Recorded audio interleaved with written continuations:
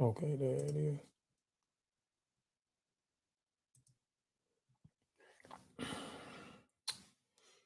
All right. I'm gonna play this song. I'll be right back. I'm gonna play this song by one of my brothers from the Mossy Warrior clan, Fortune Believes, from the LP Fireproof. I'll be right back.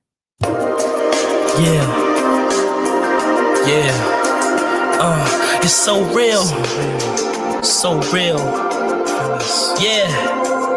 I'm subhuman. What kind of woman wanna love a mutant? Resort to me after these thugs use them. My bedroom is a strange ruin. Last time I hit a chick was King Drive and she ain't done suing. I'm done doing wasted years I'm ruined. I attempt to shoot and score, but it's my destiny to be a troubadour. A true whore, I'm like a Labrador. Retriever receiving the red flag matador. I'm mad at the world. I was portrayed I was a savage to bedazzle a girl. Stiletto heels and sew-ins I would lavish her. Told me I was off trying to romance her, I should ravish her. World around, left me for a real niggas to word around. World renowned, what mirrors reveal. I admit, I'll always be a coward and I ain't worth shit. Roses I read, the double Glock between my eyes blue. It's imminent, I'm too fucking effeminate. I'm a fool. I've always put my pride aside. I've always told the truth. I'm stubborn, I don't compromise. I simply play it cool. I'm foolish,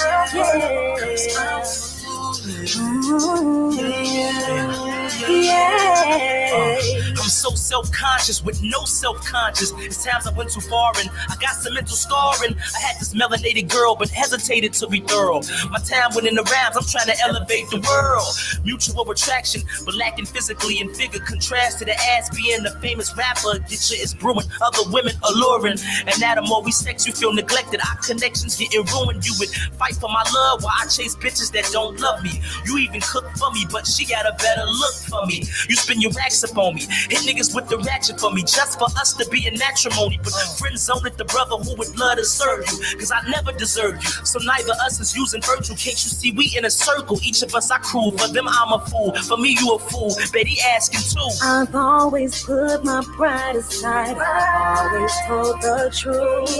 I'm stubborn, I don't compromise. I simply play it cool. I'm foolish,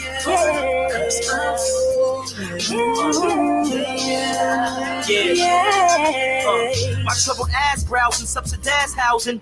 This bubbled ad lousy shit to leave your ag gouging. I'd rather be fagged out than hear these verbal roundhouses. Y'all raising your mouths loud. Can't you see your child's rousing? My liquor pot lounging. He should bestow my masculinity. And up there slept and crept disaster enemies. Look at myself doubting all these passive tendencies. I had passive piety, but cash is deity. Niggas went from dope sack selling to cul-de-sac dwelling. I kept the 9 to 5, wept and wine, but why?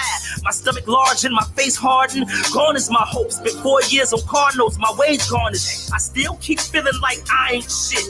Even if I had a fucking facelift, it's self-hatred. To eat a 9mm told me to pill a hater. To kill the day to live like told me Philippator. I've always put my pride aside. I've always told the truth.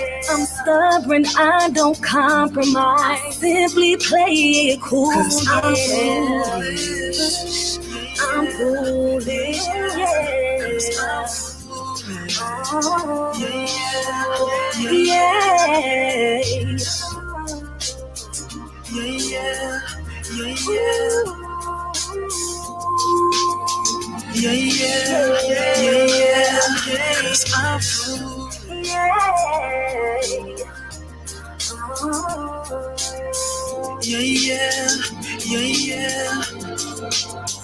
Cause I'm foolish.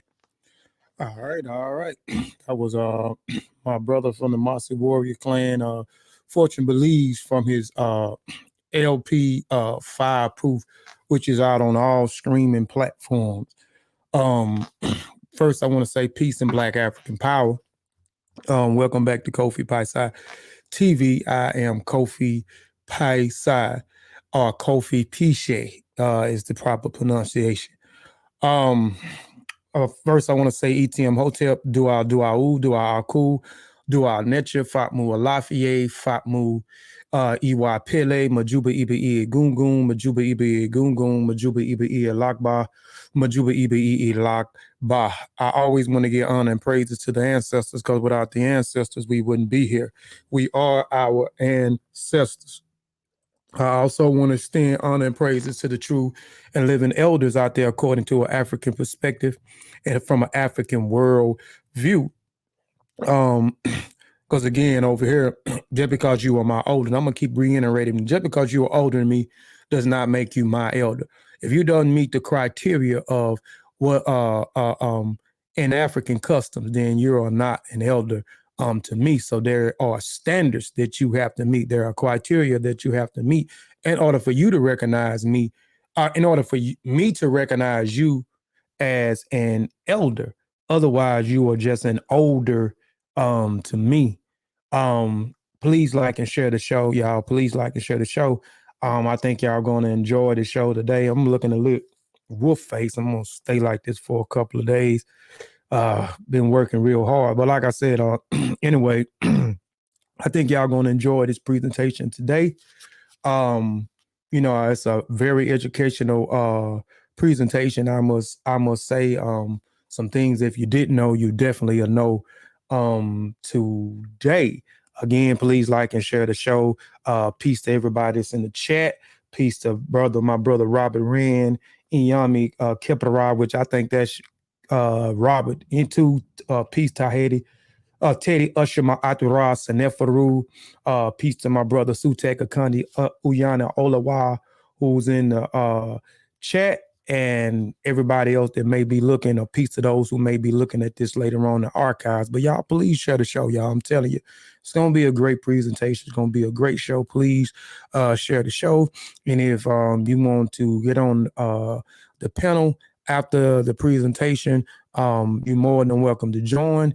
If you want to call in to the show, the number is 601-265-1176. Again, it is 601-265-1176. So we'll take some callers, or if you want to jump on the panel, you can jump on the panel. But before I get started, it's something that I said I will always do. And let me see where it's at. First, okay, the Independent African Academy. So again, over here, this is a safe space over here. Like I say, this is a place that you want to go somewhere where you want to, you want some good information. You want some accurate information. We try to be as accurate as possible, not saying that we slip up and make mistakes. But if you want accurate information, we try to give you that as much as possible over here. At the new Independent African Academy. Again, this is a safe space where you don't have to worry about the antics. You don't have to worry about the disrespect. You don't have to worry about the foolishness, the talking down of one another, trying to sun one another over here. But again, I have to read these mandates. These are mandates, goals that we have, mandates, bylaws, and goals that we are trying to achieve. Some of those goals that we have already achieved, but we need to achieve on a massive level. So real quick, I'm going to read some of these mandates. It is number one is never talk down on another NIAA member in public. Number two, no pseudo. Number three, and we're going to talk about the word pseudo today. We definitely going to talk about the word pseudo today. Number three, research methods and methodologies be followed. Number four, teach those who are ready and willing to learn. Number four, support other members. Number six, disagreements handled in private. Number seven, no one is above correction. Let me move this mouse over here too so I can do this. Number eight, we must stand for Black Africa, its descendants and diasporas. Number nine, zero tolerance. Number 10, Iwariri, for those who may not know what Iwariri is, that is good character. We try to possess that over here. And actually discussing that we're talking about, those are one of the characteristics of being a part of what we're actually going to discuss today as well. But good character. The standards far as how one must conduct themselves. Number 11, no selfless acts. That is something that we definitely do over here. Number 12, no scamming. Number 13, no pedophilia. Number 14, no disrespecting of Black women. Number 15, race first. Number 16, supporting Black businesses. And I might do something else on race first too, because people haven't, it's something else that I've seen with race first. Someone is, have an issue with that. And this discussion that we're talking about is race first. And I'm gonna start doing some stuff when I start seeing things. I normally don't come in the chats, put all these posts up, etc. I try to write things when we do articles or when we try to do books. I put things in books. I write. I don't get on there and go back and forth with people. But I'm gonna start just doing some presentations as well with information that I see that I disagree with, that I think that need to be highlighted. But number 16, supporting Black businesses. Number 17, integrity. Number 18, must possess the will to learn. Number 19, each one teach one, or my phrase, as I learn, we all learn. And it is copyrighted as well. The goals that we're trying to achieve: producing more authors. Number 2, producing exceptional men and women. Number 3, institutions for learning. Number 4, entrepreneurship. Number 5, scientific literacy. Number 6, scholarships for the youth. Number 7, long-lasting marriages. Number 8, creating rites of passages. Number 9, unification. And we're definitely going to talk about unification in this presentation. Also, multiple support groups. All right, now that we got the codes, our codes of conducts, our mandates and goals out the way. And again, some of those goals that I read, we have already achieved, but we want to achieve on a massive scale. All right, let me go back over here. All right, again, peace to everybody in the chat, man. Infinite Mind, peace to you, peace to Sister Nisha, peace to Enigma 9x9. Again, y'all, please like and share the show. I'm telling you, it's definitely going to be a great show. I'm going back. I said I'm going to go ahead and teach today. I hadn't been doing a lot of teaching, been doing a lot of interviewing. So we're going to teach today. We definitely going to teach today, like I said. And again, for those that want to jump on the panel after the presentation, I'll put the link in the chat in just a minute.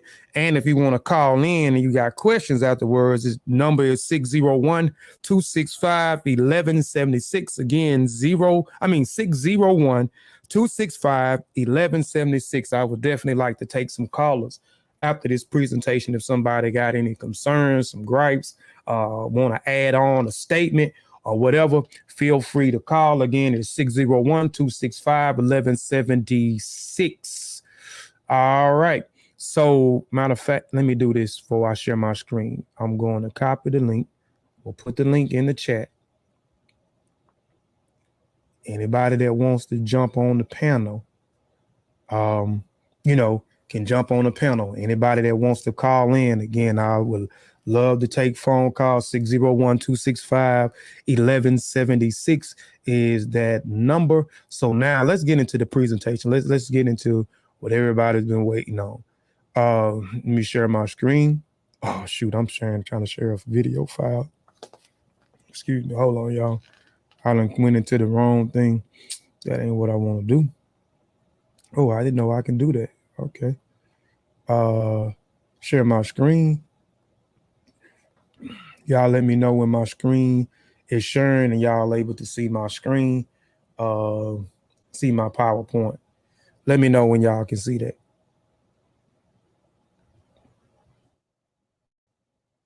Oh, what the heck?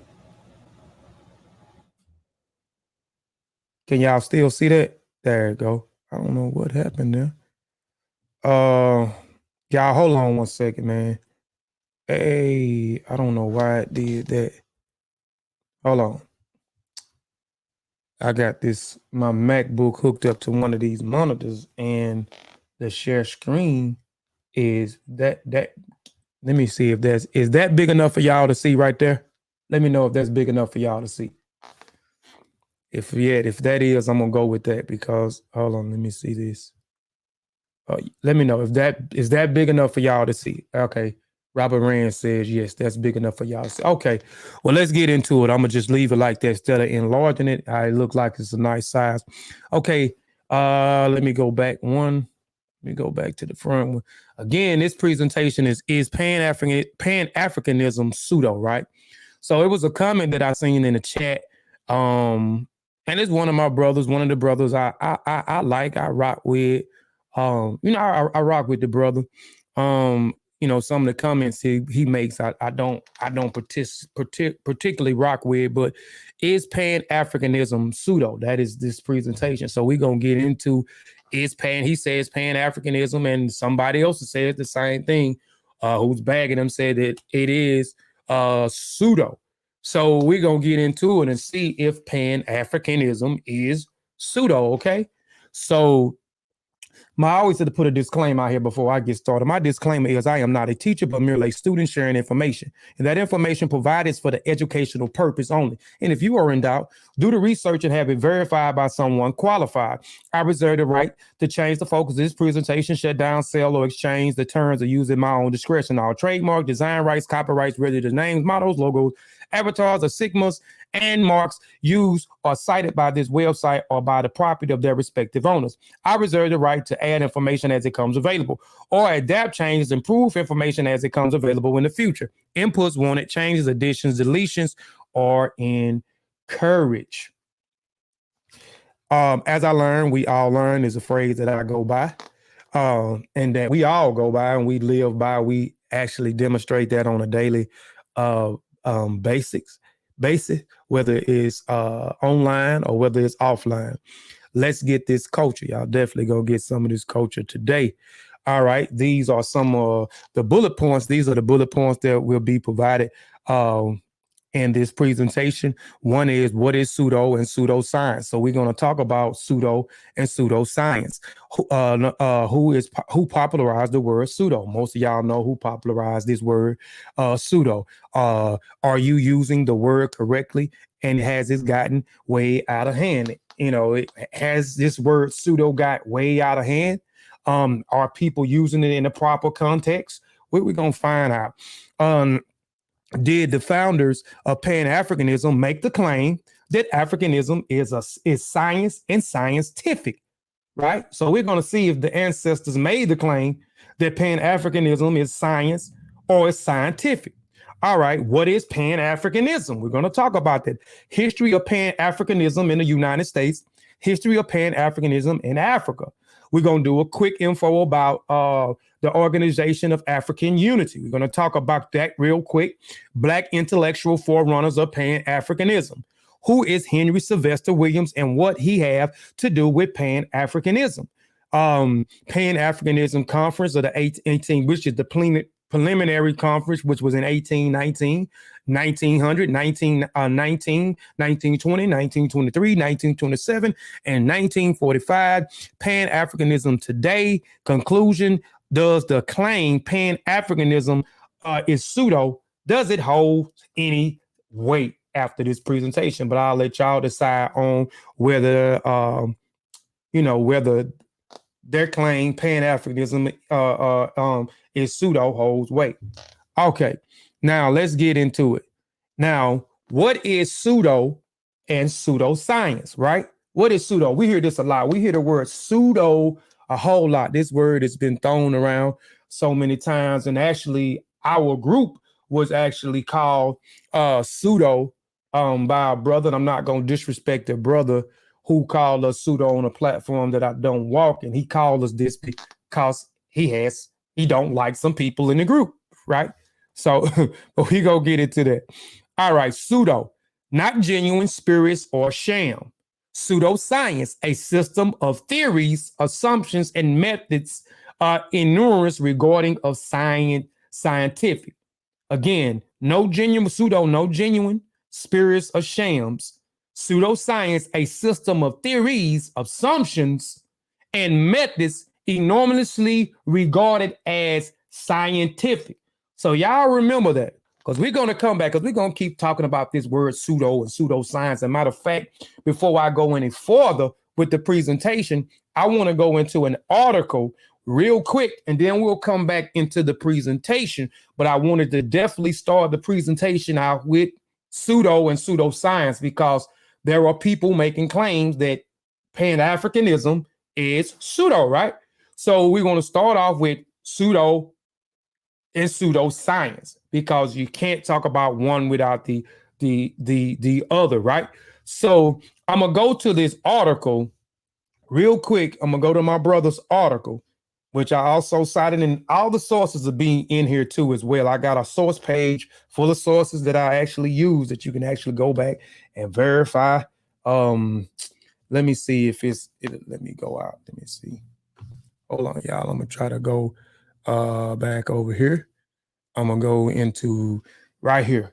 So let me know if y'all can see this article. I'm gonna do this article. I'm gonna read. I'm not gonna read the whole article, but I'm gonna run through the article as quickly as possible, and then I'm gonna go back into the presentation, right? But right now we on pseudo and we on pseudoscience. I just gave you two definitions of pseudo and pseudoscience, right? So remember and throughout the presentation, continue to remember what pseudo and pseudoscience is, okay? And remember some of the things that actually being talked about, which this is actually a great article. It was published on his blackpantherseer.com website. I also have a few articles. Sean has a few articles as well, that some of the other Mossy Warrior Clan members have some articles on here, because that's what it's all about. Because some of these men that we talk about, that I'm going to talk about, we actually doing what they're doing. They wrote articles, they wrote journals, they wrote books, they did things in the community. They had a great standard. They led by example and etc. Right? But let's go into this real quick. Excuse me. Hey, word has and this is an article by Black Panther. It says it's pseudo. What is what in the word by Black Panther? A word that has been passed around in the conscious community in the work circle since around 2015. Many people use it to describe non-scientific data, right? Non-scientific data, false information, and even if they don't like or agree with someone, right? Few people actually know where or who the word comes from and how it became popular mainstay in the conscious/woke community.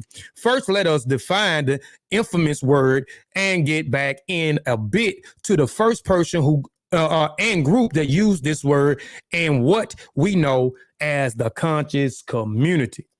First off, let's define the word pseudo. Pseudo means apparently rather than actual, as stated, sham, spurious. We must also define the term pseudoscience, which is a system of theories, assumptions, and methods enormously regarding as scientific. A list of both definitions because they are tied together in a story of how this word seemingly involved, right? Hold on, somebody on the panel? Yeah, I just came on. Hey, can you they saying they can't see. I can't make it in the builder. That's how it is on my computer. On the website, the words is very, very, very small.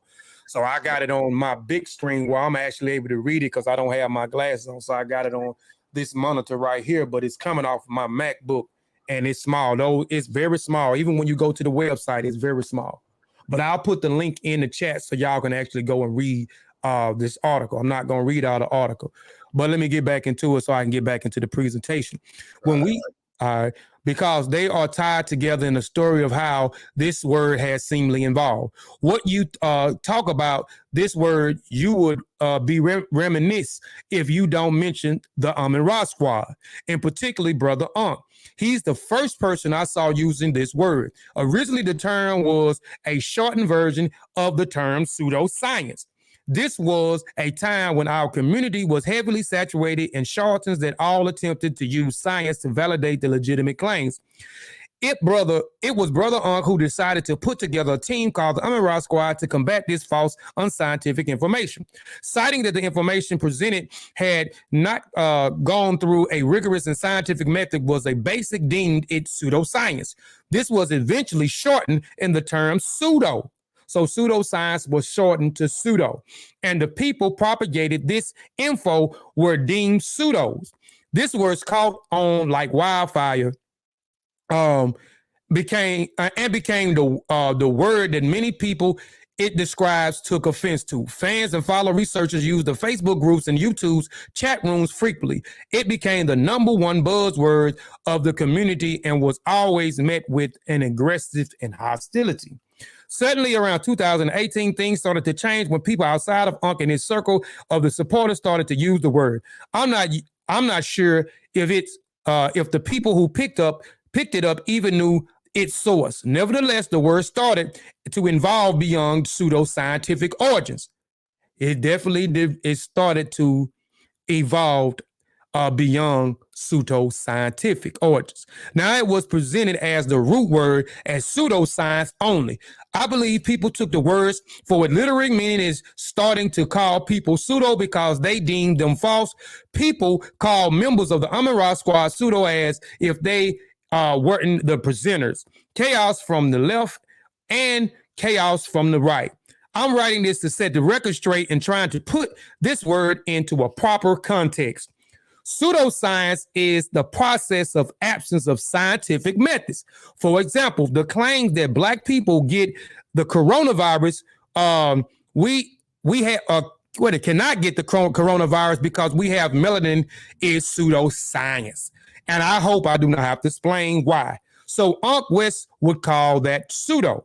There is no scientific data on evidence that one could evaluate to come to this consensus. Believing in God does not make you a pseudo. Simply because that is not a scientific claim. Now, if you said God will cure you of stage 4 cancer, if you ask him to, now we're getting into an unfalsified claim and moving into pseudoscience. Simply for something to require our regards as pseudoscience or pseudo, it must either be presented as science or attempt to use scientific principles or terms in a way that are falsified and tested. So I'm gonna stop right there. I'm not going to read the rest of it. It's not much more of that. But I hope y'all caught what he was saying. And even when we get to the last, what he actually said, right?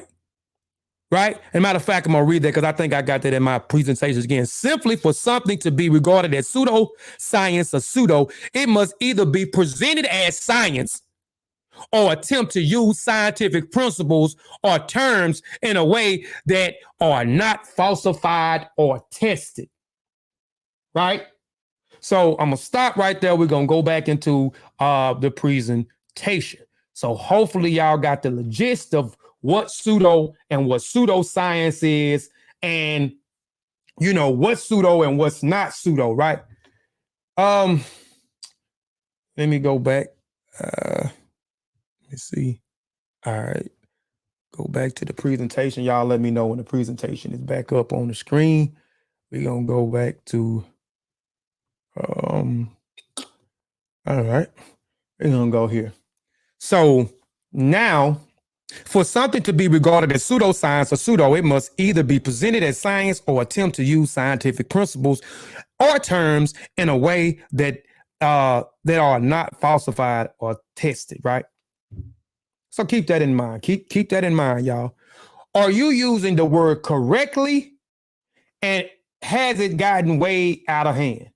I'm gonna be the one to say pseudo or pseudoscience has gotten too far out of hand in this so-called conscious community, woke community, conscious social media community, online community, whatever you want to call it. Yes, it has gotten out of hand, and the word has been used totally out of context.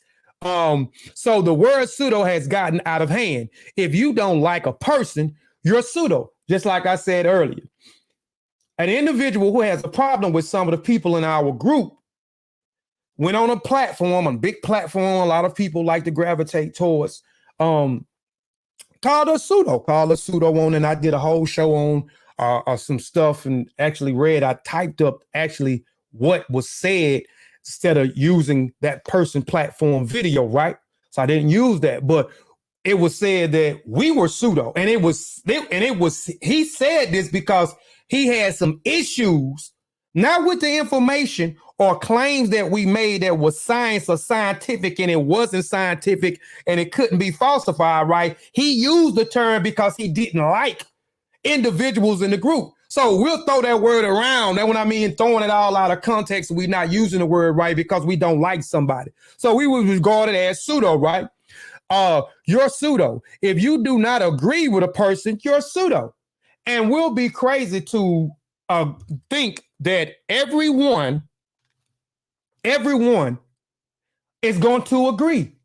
Everyone is not going to agree on things. And just because everyone disagrees does not mean you're pseudo, unless you're making claims that it's science is scientific and it's not scientific, where it can't be falsified and tested, right?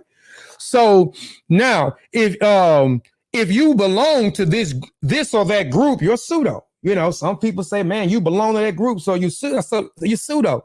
If you're a person, if you agree with a person, you're pseudo. So if I agree with Sutek, I'm pseudo because that person don't like Sutek. So when I agree with him, I'm pseudo because I'm agreeing with him, even though he's right, but the person don't like him, so he's going to regard him as pseudo, right? The word has been totally used out of context. Those who does that really don't understand the working definition of the word pseudo, right? All right, so let's go on to the next one. So did the founders of Pan-Africanism make the claim that Pan-Africanism is science or scientific? I'm going to read that again. Did the founders of Pan-Africanism make the claim that Pan-Africanism is science or scientific, right? So, and I guarantee, you know, this is with love, that the person that said that Pan-Africanism is pseudo, right, you know, didn't do enough research to see if they actually made the claim of this, right? So they call it pseudo, or really what is Pan-Africanism, right? So we're going to get into it. So at the end of this presentation, is Pan-Africanism pseudo? We're going to see if it actually holds weight. So we're going to walk y'all through the history. We're going to walk y'all thoroughly through the history, right? So let's get on to the next one. So what is the concept of Pan-Africanism? What is the concept of Pan-Africanism? Hold on. Let me get this. All right. So Pan-Africanism, the ideal that people in African descent have common interests and should be unified. Historically, Pan-Africanism has often taken the shape of political, excuse me, y'all, hold on. Political and cultural movement. There are many varieties of Pan-Africanism. Man, I got the hiccups. It is in its most straightforward version, Pan-Africanism is a political project calling for the unification of all Africans into a single African state, to which those in Africa diaspora can return. In a vaguer, more cultural form, Pan-Africanism has pursued literally the artistic projects that artistic projects that brings together people in Africa and her diaspora, right? Y'all know that though. Let's go on. Now, this just is an image. This is just an image of some of those who were very instrumental in this ideology of this concept that we call Pan-Africanism, the unification of all African people around the world for one common goal and for one common cause, right? And we're going to talk about some of these people that's on this image here.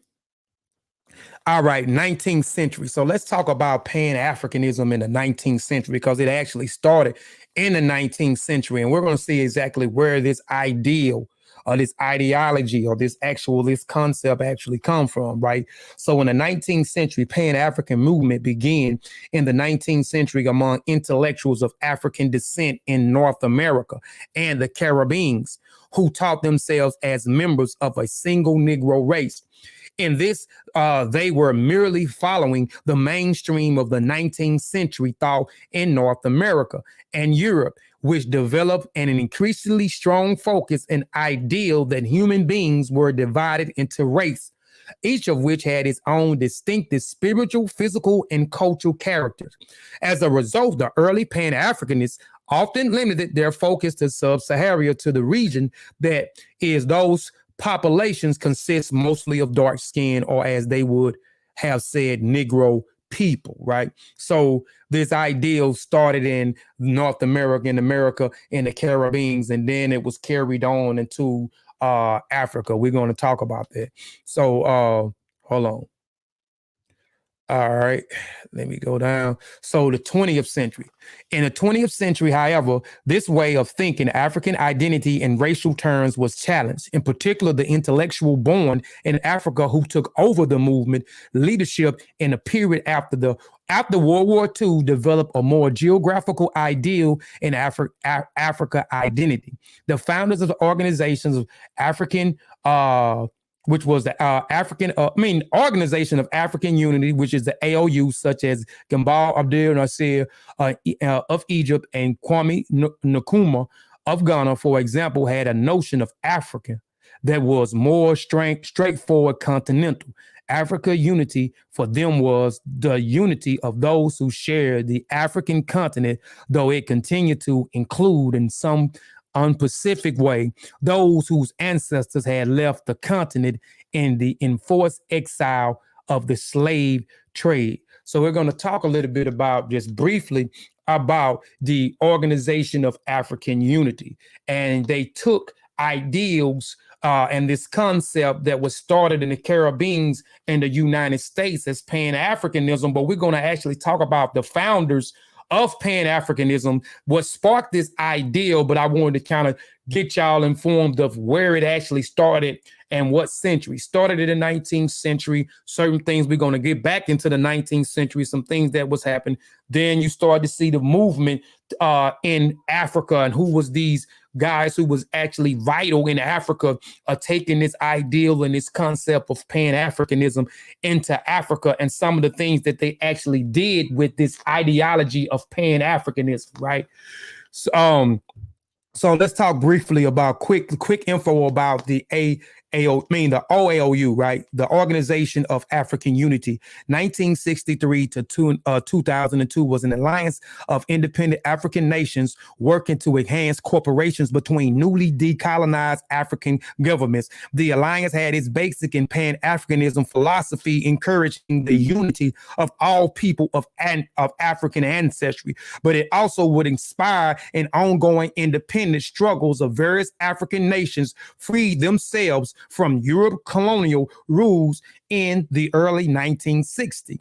On May 25th, 1963, Ethiopian Emperor Haile Selassie invited the heads of 32 independent African nations at the time to convene at his country capital, Addis Ababa. The results of the conference was the formation of the AOU, which is the Organization of African Unity, which grew in memberships to include 54 of the 55 states as members. Morocco was the only state declined membership. Before I go any further, Sutek, if you still on here, why you think Morocco was the only one at that time, man, declined being a part of this unification of Africa all around Africa?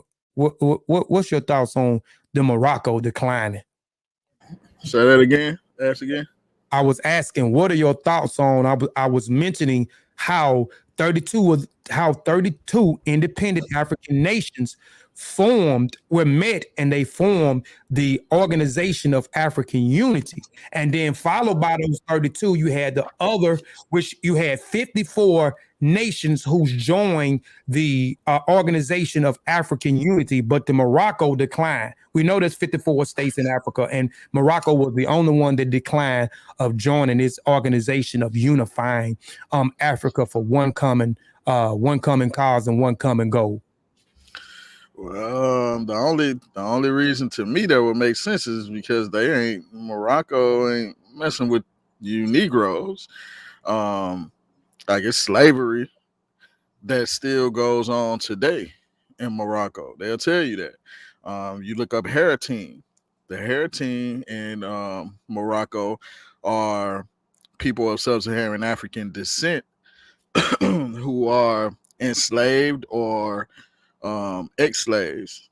And I use air quotes with ex-slaves because they still are in that slave life. They still have a life of slavery, a life of being taken advantage of. So yeah, it would make sense that Morocco declined because they're not trying to be put in a group with any other sub-Saharan Africans.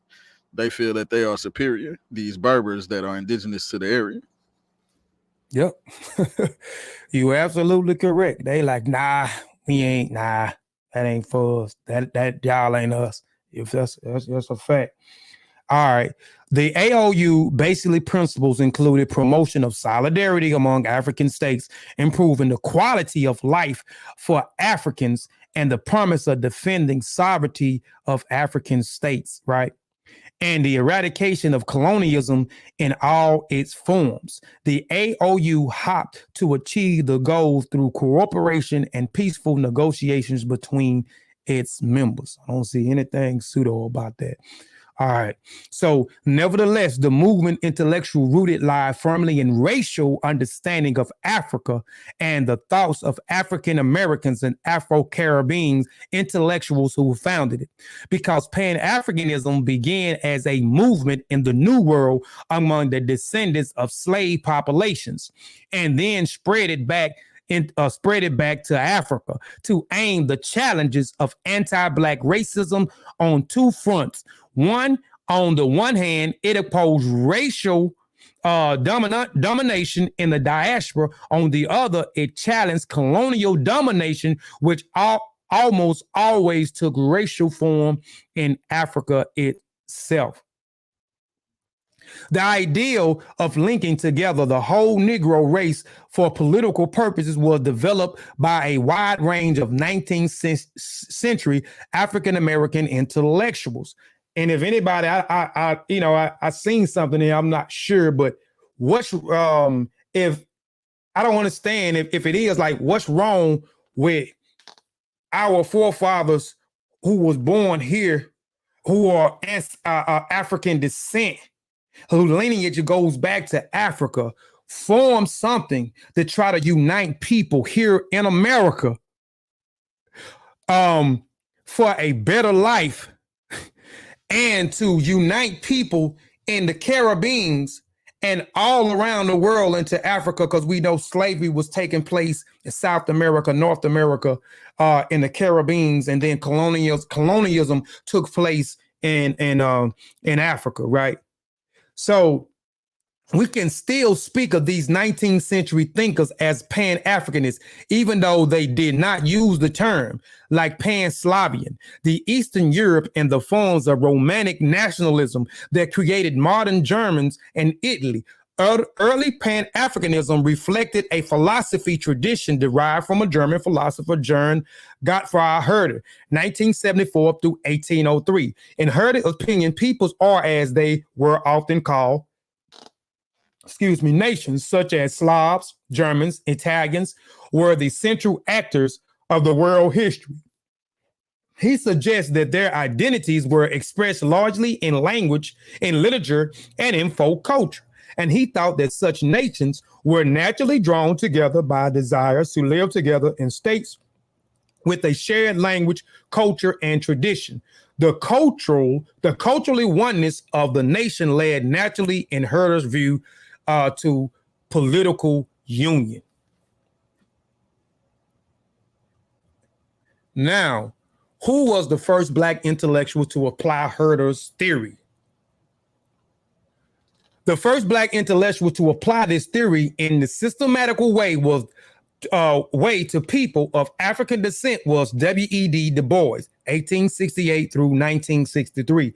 In a lecture on the conversation of race, published by an American Negro Academy in 1896, Dubois used the word Pan-Negronism.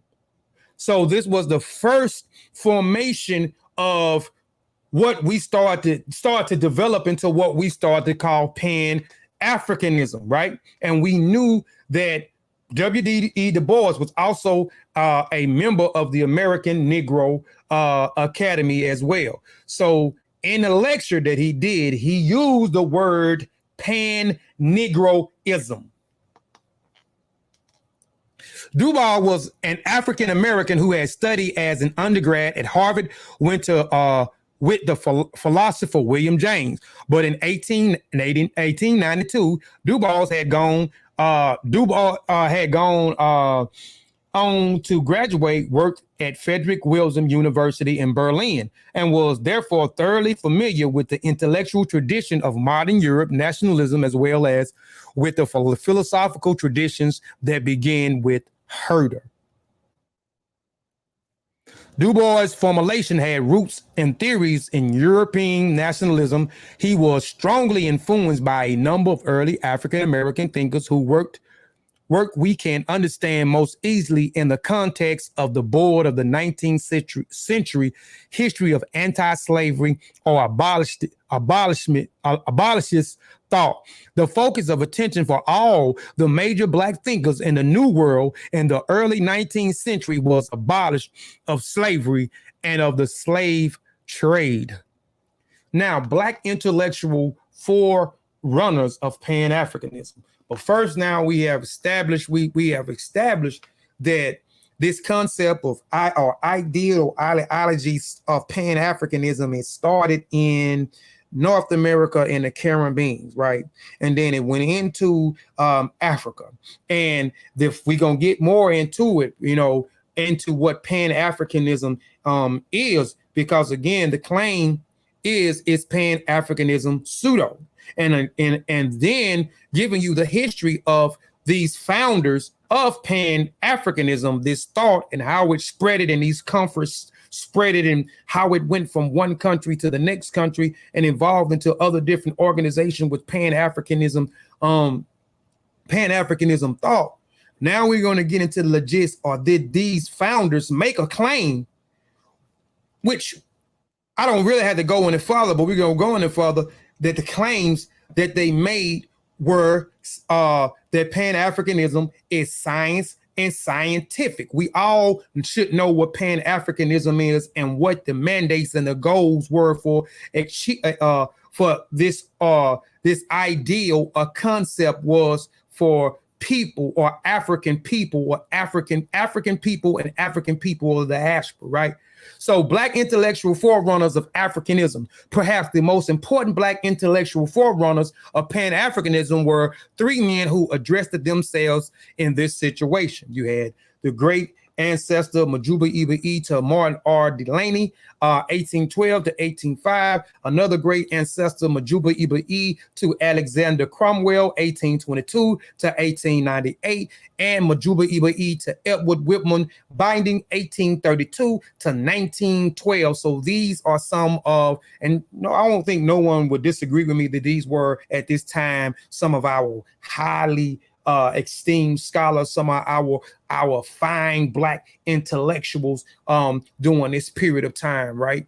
So let's get into it, man. Let's see who these people are, some of these forerunners of Pan-Africanism. Martin L. Delaney. Martin L. Delaney was born in the southern United States, but his family moved to Pennsylvania during his youth. He began the medical education of Harvard, but was forced to leave because white students would not work alongside him. Delaney contributed to the prehistory of Pan-Africanism, begins with his own sense of profound connection with Africa. He was proud that he was a full-blooded Negro, and he named his children for, among others, Toussaint Louverture and the black leader of the Haitian Revolution, Ramesses II, the Pharaoh of Egypt, or the Nisut Biti of Kemet, Alexander Dumas, the French novelist who had African ancestry. Delaney did not make an obvious suggestion that blacks should return to Africa. This was not because he was against the ideal, but because along with other leaders of the re-immigration movement, he believed that most African Americans convinced by the anti-Negro propaganda were likely to see Africa as very unattractive place to live. It's still like that today. I know numerous of people I have had conversation with, when I mention the word Africa, you should see the disdain on their face. You should see the disgust on their face. You should see some of the things that actually come out of their mouths.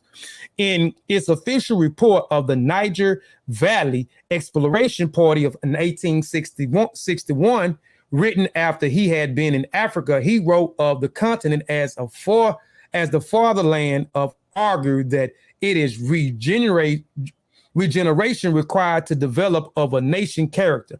And he proposed the formula Africa for an African race and black men to rule them, which is one of the earliest formulation of Pan-Africanism principles. Alexander Cromwell. Alexander Cromwell was born in New York and studied at Cambridge University in England. He was the first African American to do so and was ordained a Catholic clergyman. He was also the first African American intellectual to spend a significant amount of time in Liberia. When Delaney visited the country in 1859, he met Cromwell, who by then had been there for 2 decades. And in the Future of Africa, 1862, a collection of essays and lectures written while he was in Liberia, Cromwell developed a vision of Africa as the motherland of the Negro race. In the essay, The Relationship and Duties of Free Colored Men in America to Africa, he also expressed with great clarity to underline racial basics of his understanding of Negro identity. There he defined the race as a compact, homogeneous population of one blood ancestry and lineage, and argued that each race had certain determinative proclivities which manifest themselves in behaviors of its members. Eden Bowen. Eden Bowen was born in the West Indies but traveled to Liberia in 1850 under the auspice of American Colonization Society, becoming a citizen of the country for the rest of his life. Like Cromwell, he was a priest and he was seen. They worked together in the early days of the University of Liberia. Biden spoke many languages. His essays included quotations in original languages from the Dante to the Virgil, and he studied Arabic and other teachings in Liberia colleges. Later, he became the Liberian ambassador of Queen Victoria. In Christianity, Islam, and the Negro Race, 1887, Biden expressed the convention of underlying Du Bois' first explicit formulation of Pan-Africanism.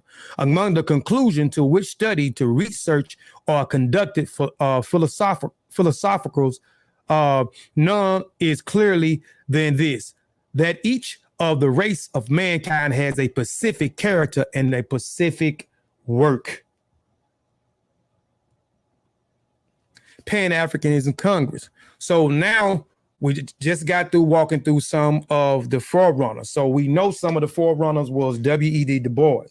We know he was a part of the American Negro Academy, which was formulated by Alexander Cromwell and some other people. We done talked about these great men on so many occasions, and some of the mandates and the goals that they have, we actually implemented into the new Independent African Academy. And that they also expired the Independent African Academy, which came along with the John Henry Clarks and the Dr. Benz and the Asa Hilliards and et cetera.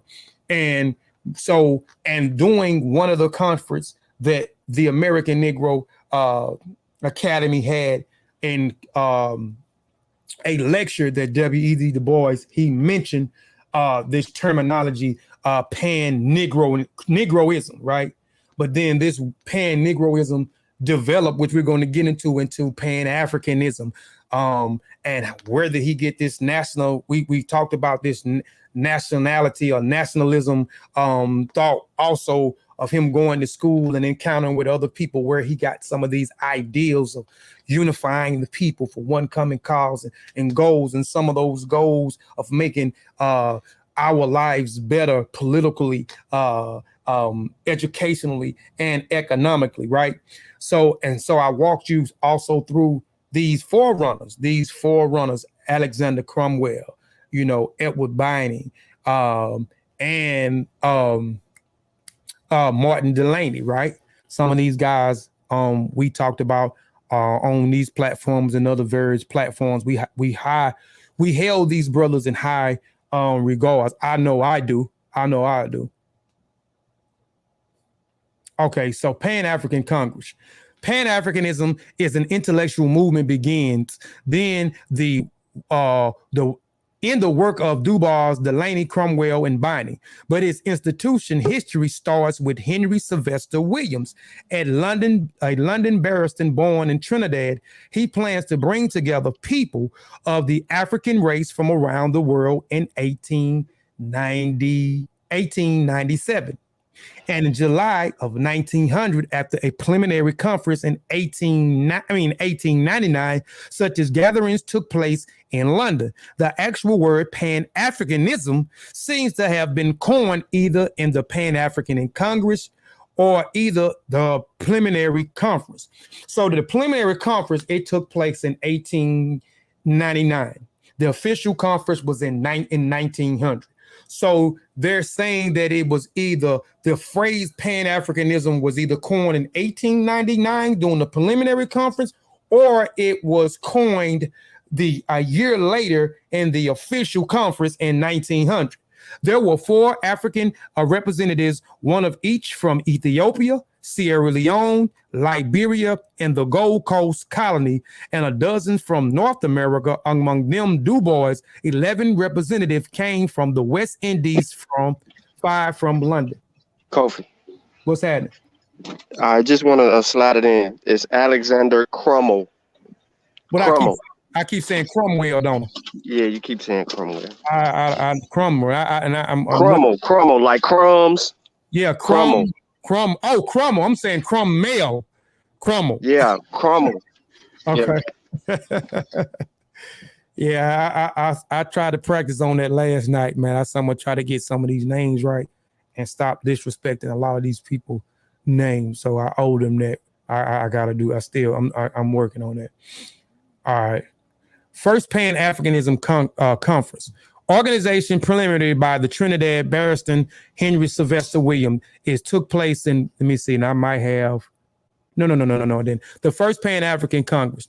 The organization preliminary by the Trinidad barrister Henry Sylvester Williams. It took place in Wilmington Town Hall, now Caxton Hall, and was attended by 37 delegates and 10 other participants that observers from Africa, the West Indies, U.S., and the U.K., including Samuel Coleridge Taylor, the youngest delegate, John Alcindor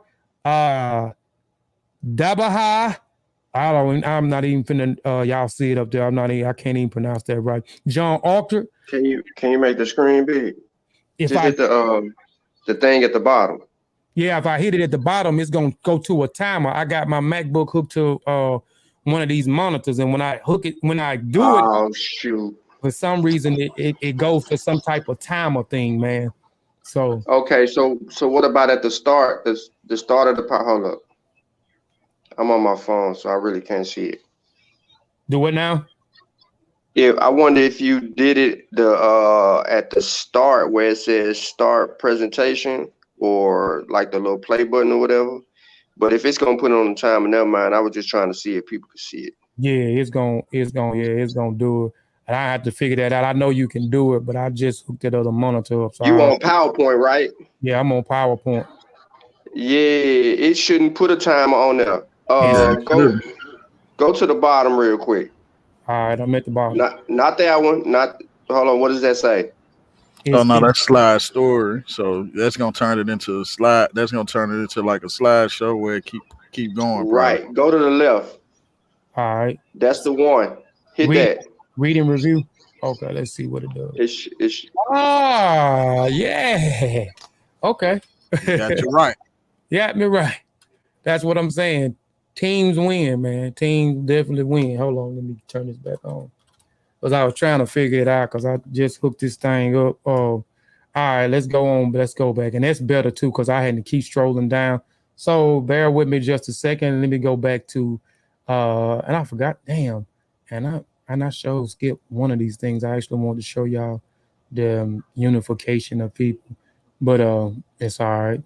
Let me go back. Okay. All right.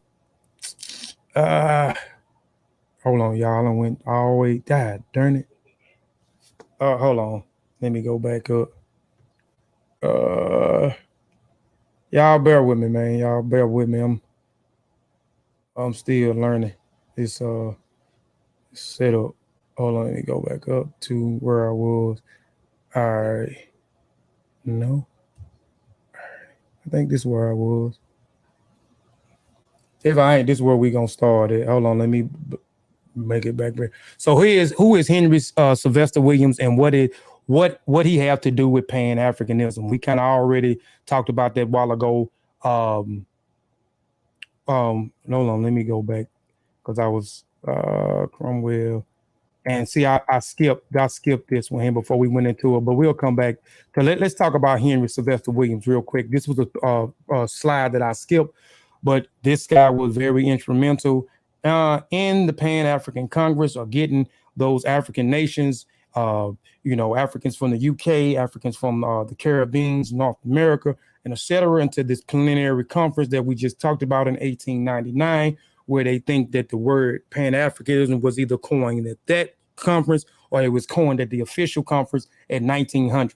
But as a young man, William traveled to the United States and Canada and furthered his education before sequentially moving to England, where he found the African Association in 1897 to promote and protect the interests of all subject claiming of African descent, wholly in parts of British colonies and other places, especially Africa, by circulating accurate information on the subject affecting the rights of privileges as subjects to British empires or directly appeal in imperial or local government. So we just got this. So we're talking about, okay, let's going back into this conference. So I stopped at the name that I couldn't pronounce: John Arthur Henry, Francis Downing, and W.E. Du Bois, with Bishop Alexander Walter and A.M. Zion Church taking the chair. Du Bois played a leading role drafting the letter addressing the nations of the world. The European leaders appealed to them to struggle against racism and the grant colonialism in Africa and the West Indies, the right to self-government, and depending politically on other rights for African-American backgrounds. The first and second Congress. So we're going to talk real quick about the official Congress. Took place in 1900. It was the preliminary was 1819. 1900 was the first one.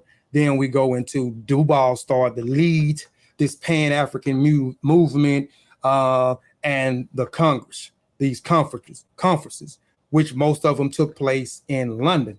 But you had one that took place here in New York, but we'll talk about that in a minute. So let's talk about the first and second one that actually Du Bois championed on. The conference opened in the clearly stated aim to allow Black people to discuss the conditions of the Black race around the world. In 1919, Du Bois' other organizations in the first Pan-African Congress in Paris, which brought together representatives from the American, Europe, and Africa to discuss the plights of Africans living under colonialism. This was followed by the Second Pan-African Congress, also organized by Du Bois.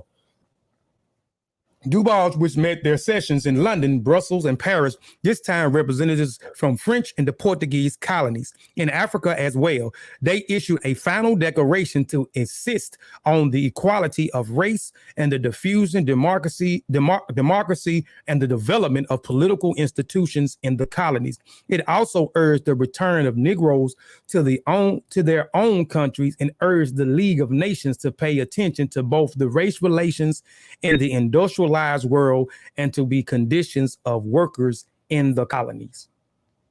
In the third Congress in London, this was in 1923, the conditions of, according to Dubois in Lisbon, through the appears to have little more than an opportunity for Dubois to talk to some people from the Portuguese colonies on his way from London to Liberia, which he was the official representative of the United States at the installation of the Liberian president.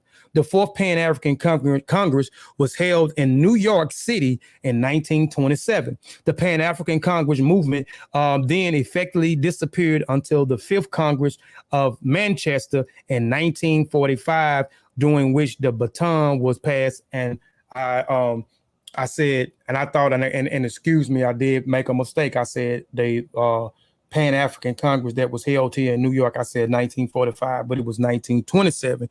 And then it went, and initially these conferences, these conferences was supposed to be held like every 2 years. Every 2 years they were supposed to have a Pan-African conference, but it didn't go down like that. And we know when people are trying to forerun something or do something, man, you know, a lot of times we don't get the participation that we need. A lot of people do a lot of talking, and then when it's time to do something, a lot of people do a lot of walking. So, but it was in 1927. I don't know why. Okay, 1927. And the Pan-African Congress movement effectively disappeared until the 5th Congress in Manchester in 1945, during which the baton was handed from the diaspora to the continent. This is when you start to see it heavily trenched in Africa. This is when you start to see Kwame Nkrumah and other people of born in Africa went to migrated back to Africa, started these movements. And you start to see the what is the Organization of African Unity, which became the African Union later on, and other different organizations that people in Africa took and championed this ideology, this concept of Pan-Africanism, right? And like I said, initially it was supposed to be every 2 years. These conferences were supposed to be taking place. But again, like I said, and I know just from firsthand, just trying to do certain things for the people, you know, not be selfish and do stuff to benefit not only me, but benefit the people or benefit the communities that we are we in, or even benefit the people on the continent. You know, when we start to put things in place, people always champion it on, but when it's time to actually put in work and do these things and strategize and organize, don't nobody want to do it. You know, all they want to do is just complain and fuss, make false claims on certain things, and tell you why these things can't happen and why they won't happen, right? Where I'm at.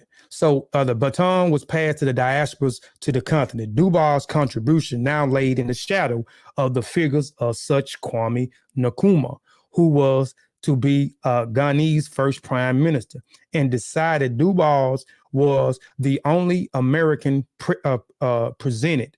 The sixth Congress, held in 1974 in Dar es Salaam, was presided over by Tanzania President Julius Nyerere. I'm feeling we pull this out of here. I'm gonna pull this out of this filing cabinet too.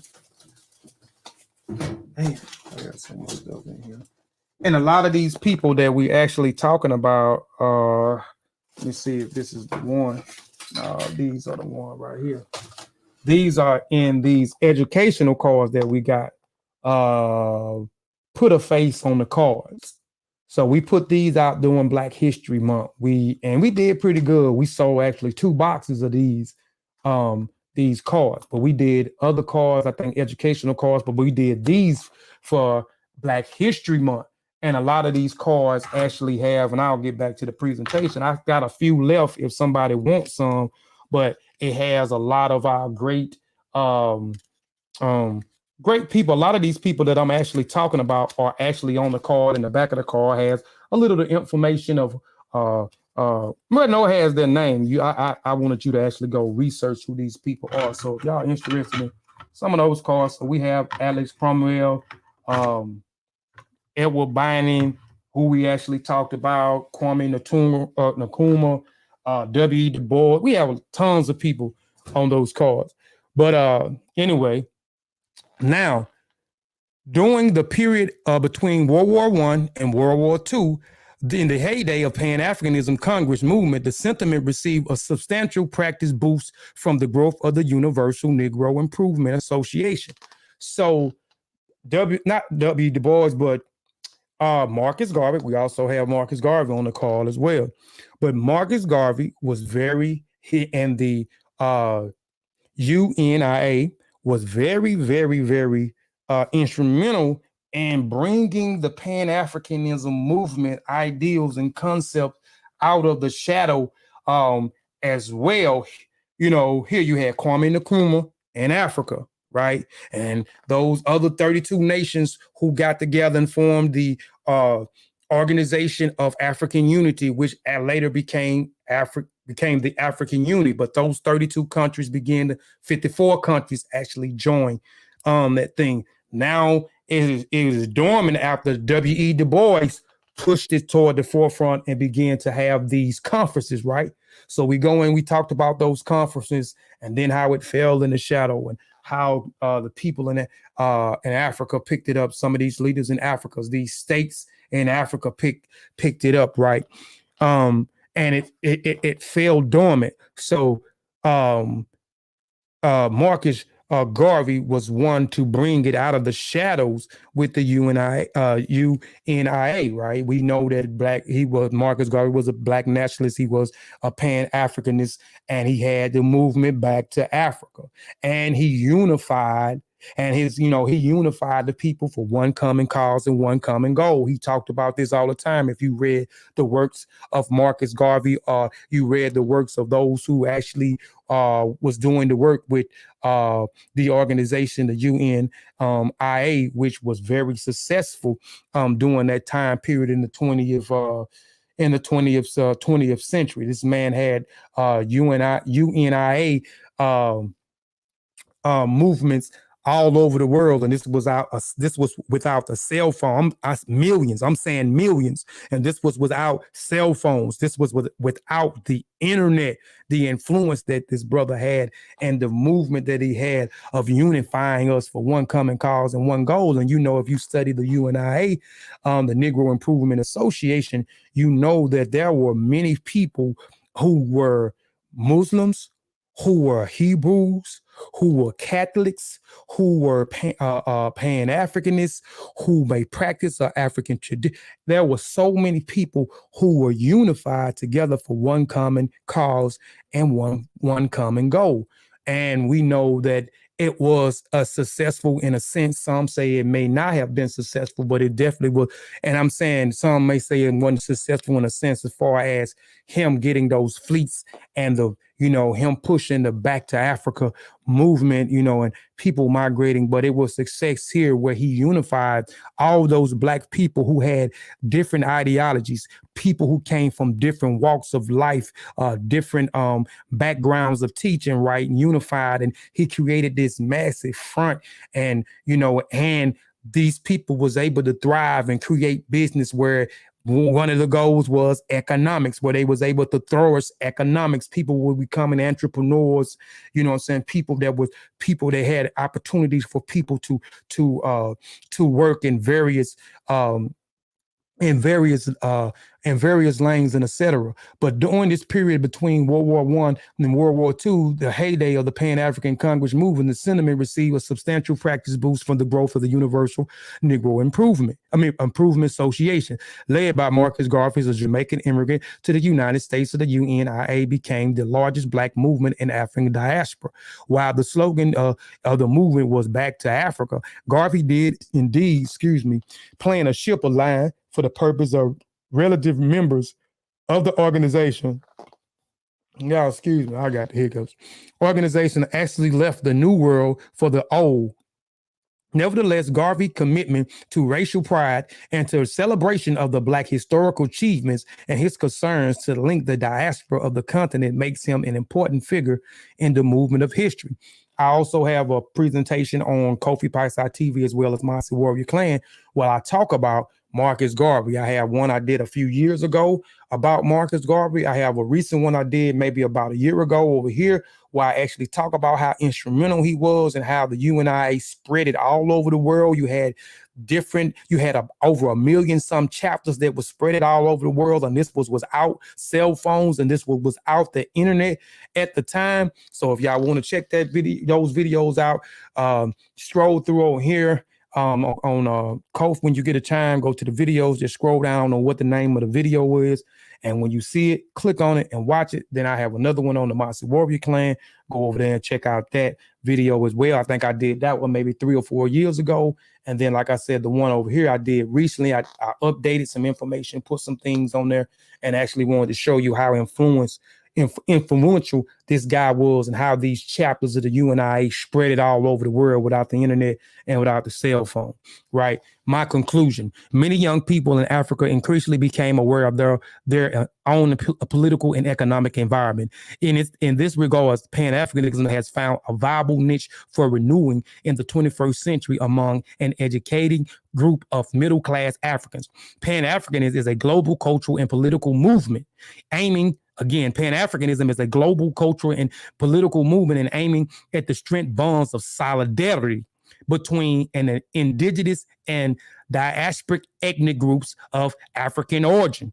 Its basic premise is the unity of all those of African descent and needed in an economic, social, and political progress.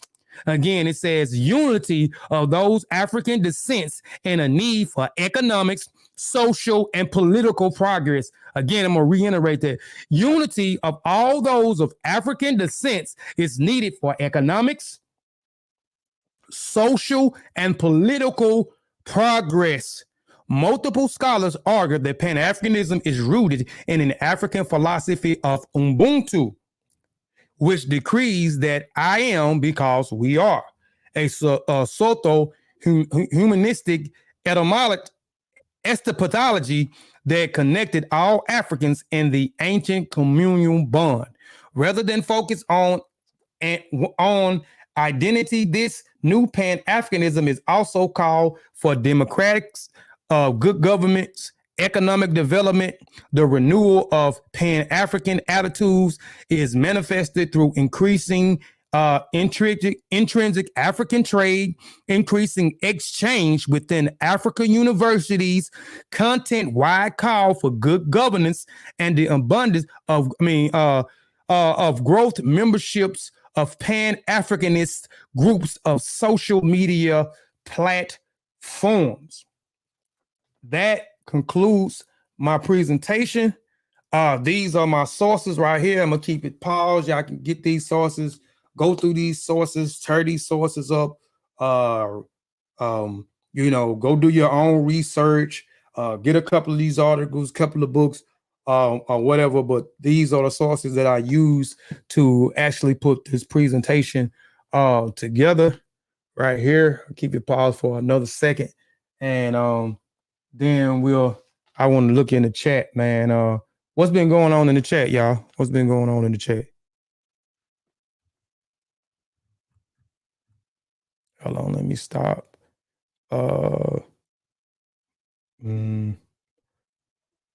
Stop sharing. Go back over here. So we back over here.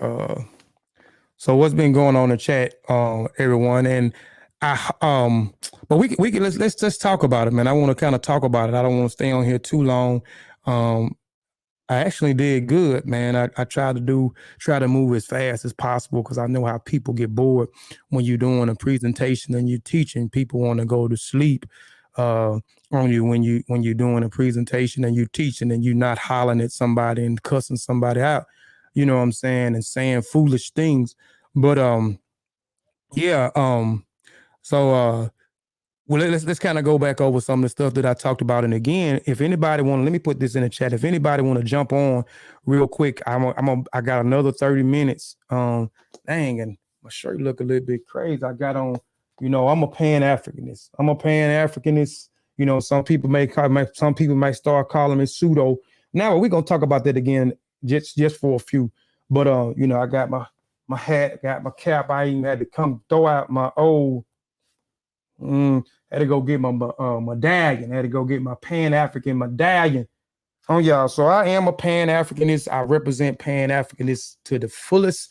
I'm not ashamed to be a Pan-Africanism.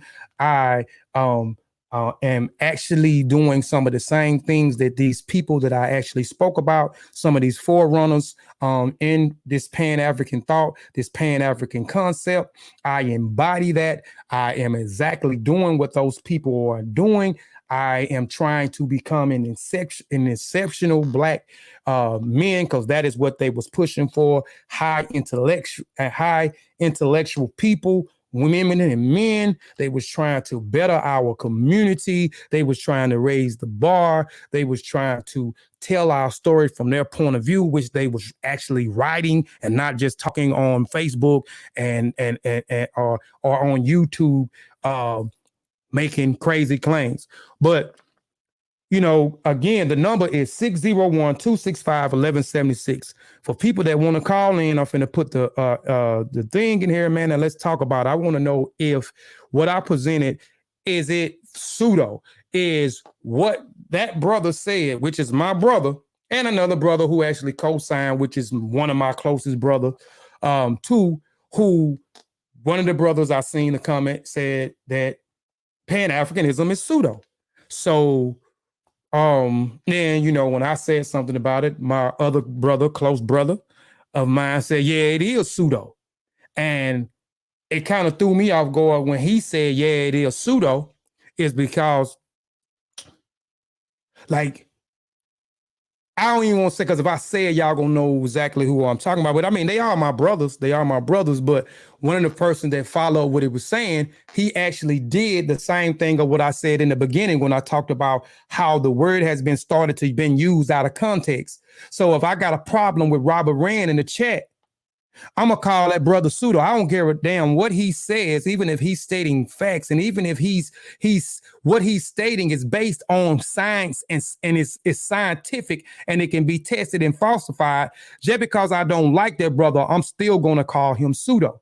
So I struck my head when, okay, one of the brothers, I understand he said what he said, because at times I see it's become a repeated cycle where it's, he says things and it's he says things, and I know he hadn't thoroughly researched some of these things, that he don't understand these type of things, or even understand the working definition of the word pseudo, right? But the other brother who co-signed for it, I'm like, well, damn, you doing the same thing of what I'm talking about, where it's the word has got out of hand. Like, people use this word and use it out of context all of the time. So he used it because of some of the people that he doesn't like in the group and what some of those people do. And again, if you believe in a supreme deity, it does not make you a pseudo, because if you believe in God, it does not make you a pseudo.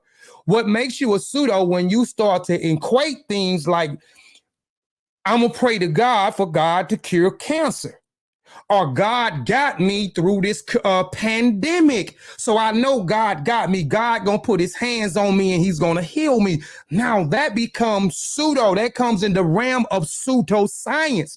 So a lot of us is using pseudo out of context. And I get it. That's why I see it a lot. And I'm saying, and even with the way I speak, I'm country. I have a thick country dialogue. I've been called pseudo because the way I talk. Like, the way I talk. You know what I'm saying? People been called pseudo the way they look. People been called pseudo because they associate with another group.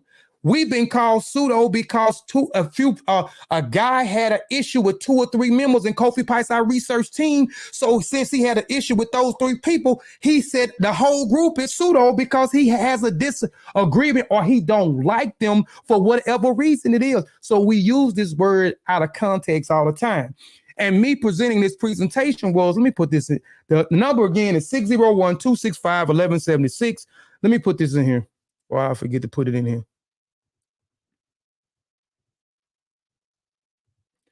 All right, the link there is in the chat if anybody wants to join. It's cool if you join. It's cool if you don't join. But I would like to hear from y'all. It's cool if y'all call. Again, that number is, matter of fact, I'm going to put the number in here. Y'all want to call 601-265-1176.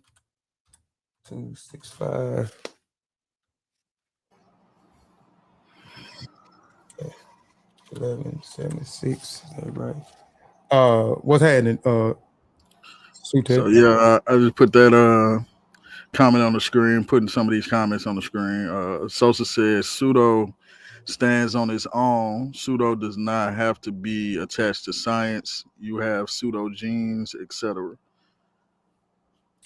Wow. That's wow. Pseudo stands on its own. So the definition of what pseudo and pseudo, so what he's saying, so because I'm trying to understand the statement. I know he's probably gone. Like I said, he's probably, shout out to I Am Sosa, but I know this ain't like his thing, you know, this ain't the crowd over here. We ain't that. But what I'm trying to understand. Are you understanding what he's saying? So is he saying, and I want to get it right. So is he saying that hold on one second. Let's see. He probably still in the chat. Let me see. Once you finish, he said good presentation. Okay. Let me see. What hold on, we got a call. Let's see who this is. Go ahead. Who is this? Kofi, I just wanted to add something. Okay, hold on. Can y'all hear? Can y'all hear? We can't hear him. Okay, hold on 1 second. Let me turn this up. Say something now, brother. I was just trying to comment and add something. Can you hear me good? Yeah, can y'all hear it? Nah. All right, let me put him on speakerphone then, because I got him on roadcaster. All right, go ahead, brother. Can you hear me good? Y'all can hear him now, right? Yeah, we hear him now. We can hear you, brother. Okay, Kofi, I just wanted to add something, because the person who said pseudo stands on its own is actually correct. Like, we just put the definition of pseudo up. Mm-hmm. It basically just means not genuine, spurious, or a sham. Right. You know what I mean? Well, hold on. First.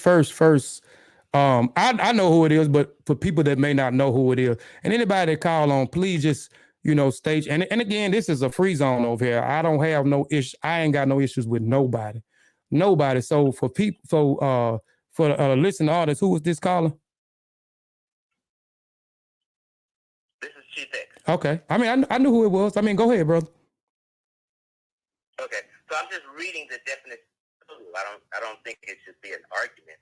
I just think we should know the definition of the word pseudo alone. Mm-hmm. So in science, what they did was they just attached it to science, meaning false science, Mm-hmm. or something that sounds science-y. Right. But it's not really science. Right. You know what I mean? So pseudo basically means supposed or purporting to be, but not really so. Mm-hmm. False. Right. Not genuine. Right. So a person who may be teaching some false information or teaching false information knowingly, you can actually call them pseudo. They're not genuine, or they're just teaching something false. Okay. You understand what I'm saying? Yeah, I get you, but then don't the word pseudoscience, the only thing we did was shorten the word pseudoscience to pseudo. Yeah, I get you, but Mm-hmm. Go ahead. I'm sorry, I got some feedback. Okay, I had something in the background, turned it down. Mm-hmm. But the line is kind of scratchy, though. So you saying, so even if, okay, so if, like, that's why I tried to make an example, Chief. Like, okay, if you create something, right, and I may not like what you created, but your stance wasn't, it wasn't created. You didn't make a claim that what you created is based on science or is scientific, and you don't make the claim. does it still do I still have a chance to say, well, you pseudo, even though I don't agree with whatever it is that you're doing, but you didn't make a claim. Is this like a Google internet phone or? Yeah, this is Google. This the Google. This is not my actual phone number. This is a Google phone number that I got. You Okay, can. you're a little clear now. I think you probably got to put the mic really close to your mic. Okay. With the phone. All right. But go ahead. But did you, do I need to repeat myself? Yes, you do. Okay, so I'm saying, all right, if you create something, right, and whatever you create, you know, it's a mission statement behind what you created, your goals, your achievements, but I may not necessarily agree with what you actually created. And through your mission statement, right, it has it's not based, you didn't have anything where you're stating that what you created is rooted in science or it's scientific, right? And I say it's pseudo because I don't agree with what you actually created. Or I might just say you pseudo because I don't like you. It ain't gonna work. He's pseudo. That's pseudo. And so I'm saying, so that's exactly why I did the presentation, because that's what's going on. When we talk about Pan-Africanism, right? And all throughout the presentation, I went through the history and we went through exactly why it was formed and what was the goals behind it being formed, these different ideals, you know what I'm saying, the achievements that they was trying to have, what they was fighting against, what they was trying to obtain, right? And through all of their mission statement, nothing had to do with those forefathers, W.E. Du Bois, you got Marcus Delaney, Alex Cromwell, and others, didn't make a claim or a statement saying that Pan-Africanism is rooted in science or it's scientific. It's only talking about unification of the people. It's talking about fighting back against hardships and making our lives better. It's about making the coming together for one goal to increase economics within the community. You know what I'm saying? Social needs, us creating our own government, our own structure, and etc. So it has nothing to deal with science or scientific. So that was the reason why. Go ahead. I'm sorry. Right. I understand exactly what you're saying. Mm-hmm. But I just think the confusion is thinking pseudo has to be attached to something science or scientific. That's, I think, where the mistake came. So if we're basing off that premise, we're just having a discussion that is not, fruitful. Okay. So because I think people are trying to detach themselves from the word pseudo. Like even before Ock began to use the word pseudoscience. Mm-hmm. In the field of science, that has always, for a long time, always used the term pseudoscience. You know what I mean? Mm-hmm. It's just that in the conscious community, we didn't per se use the word pseudoscience, but we adopted it because it's just a statement that's used in the field of science already. Mm-hmm. You know what I'm saying? Right. But so I don't think it has to be attached to something science, but people do overuse it. I agree. They do use it to call, even if they don't like it. Like somebody called me pseudo. Like I'm not into pseudoscience. I'm very a science-based person. So somebody will call me pseudo just because they don't like me. You get what I'm saying? So I agree with that. But you can say, like say for instance, if someone was a charlatan or a snake oil salesman, you can say they're pseudo because they're not genuine and they're playing some role knowingly. You get what I'm saying? Yeah, I get you. That's great. That's a great example. I wouldn't say they're practicing pseudoscience, but you can literally, because the word pseudo is its own word. Mm-hmm. Right. They just attach, and science is its own word. Mm-hmm. But people just attach it to science when it's fake science. Right. Or something that sounds sciencey that's not really science. You get what I'm saying? Right. I get you. I understand you. I understand you clearly now. And it's like so if someone says Pan-Africanism is pseudo, mm-hmm. personally, I would say they're using that out of context. and it's not the proper way to say it. Now, what I would say is, because I've made a video on this, I said Pan-Africanism is dead. And when I say Pan-Africanism is dead, I'm meaning it's basically in 2021 a ideology. Basically it's a social political ideology. Okay, so but in 2021, the Pan-African social political ideology is dead. You get what I'm saying? And I say it's dead because it's an ideology in people's head. It's a want, it's a wish, and it's a ideology that sounds good, and we would like to come together. But in reality, you know what I'm saying, these different countries in Africa are not trying to vibe and be on the same page, right? It's just, you know, it was a thing after some nation states in Africa got their freedom, you know what I mean? Then they wanted to come together and unify with other people in the diaspora and build it. But that kind of stopped in the 60s. Right. And today everybody's different. It's not like Sudan is on the same page with Mauritania. Ethiopia is on the same page with Ghana. There's differences, and everybody has their own individual thing. It's just like everybody's just separate countries. Yeah. Right. I agree with you. I agree with you on that part. I actually was going to kind of touch on that. That's why I wanted to mention I wouldn't say it's dead. I wouldn't personally say it's dead, but I mean, I'm totally agreeing with exactly what you said, because even if you go back and you look at the history of Kwame Nkrumah. Hold on, let me pick the phone back up, man. And I just got to figure out how it was connected to my Rodecaster Pro. I just got to figure out how do I get the sound out without me having to hold the phone up to the mic. But can you hear me clearly? You're on and off. One minute you're clear, the next minute the phone. Oh, what about I'm not sure how the audience is hearing it. Yeah. Can y'all? I got you off speaker. That's why. Okay. But y'all can hear him pretty clearly. I know they definitely can hear me. But what about now? Can you hear me now, Chief?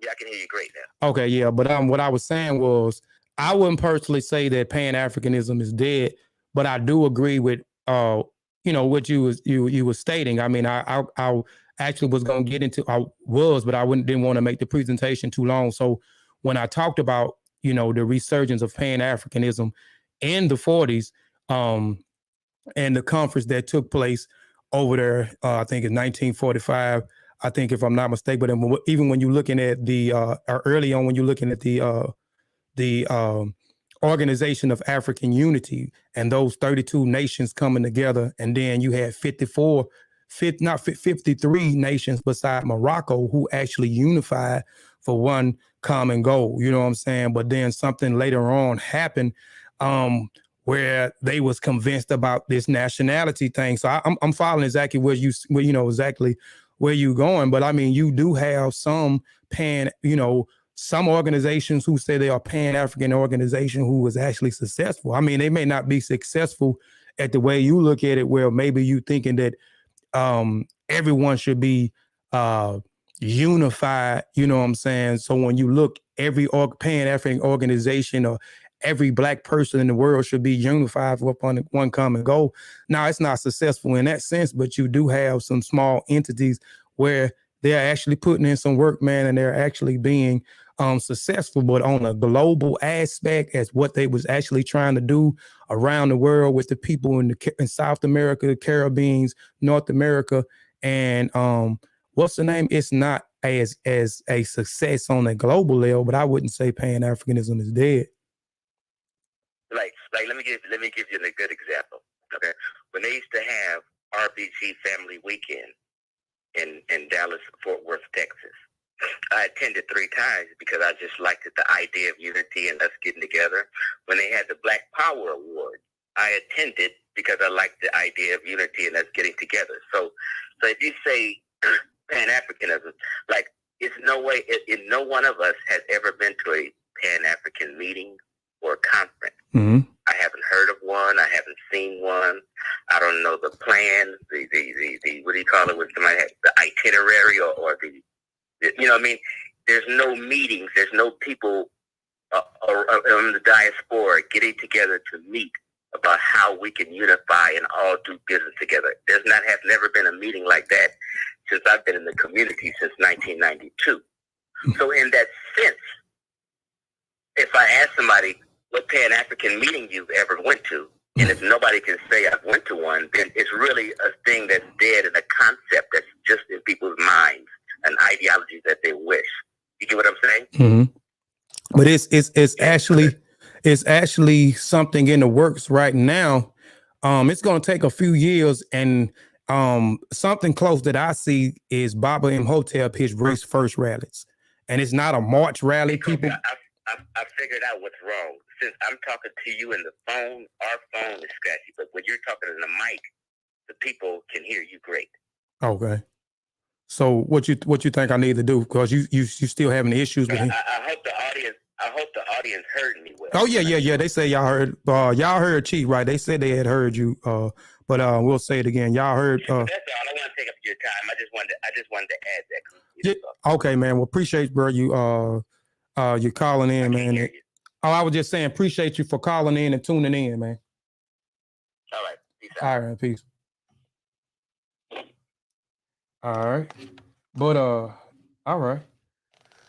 If anybody else want to call in, man, you call in, you can join the panel, man. But you was about to say something though, Sute, before Chief X call in.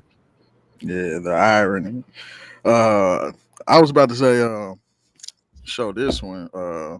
Sosa said they basically, when they say pseudo, they calling it a sham. Okay, right. Mm-hmm. Okay, and I can agree with that. I mean, I can agree with that. I can agree with that. Oh, I can agree with that. But they have to say that, you know, it has been used way out of context. You know what I'm saying? People are not using it the way that they supposed to be using it.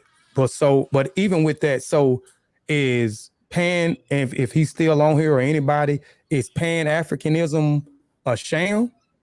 You know what I'm saying? Is Pan-Africanism faulty? I mean, so and that was my thing. Like mostly, you know what I'm saying, with me is and both they made Sosa and Chief X made, you know, some great examples, made some great points, but you know, I'm like, what's no claim about science or scientific? Well, if we throw that away, where is the sham at? Where is the sham? Where is it being falsified? Where is this ideology being a detriment, or where is this, you know, this ideology being false in any type of way?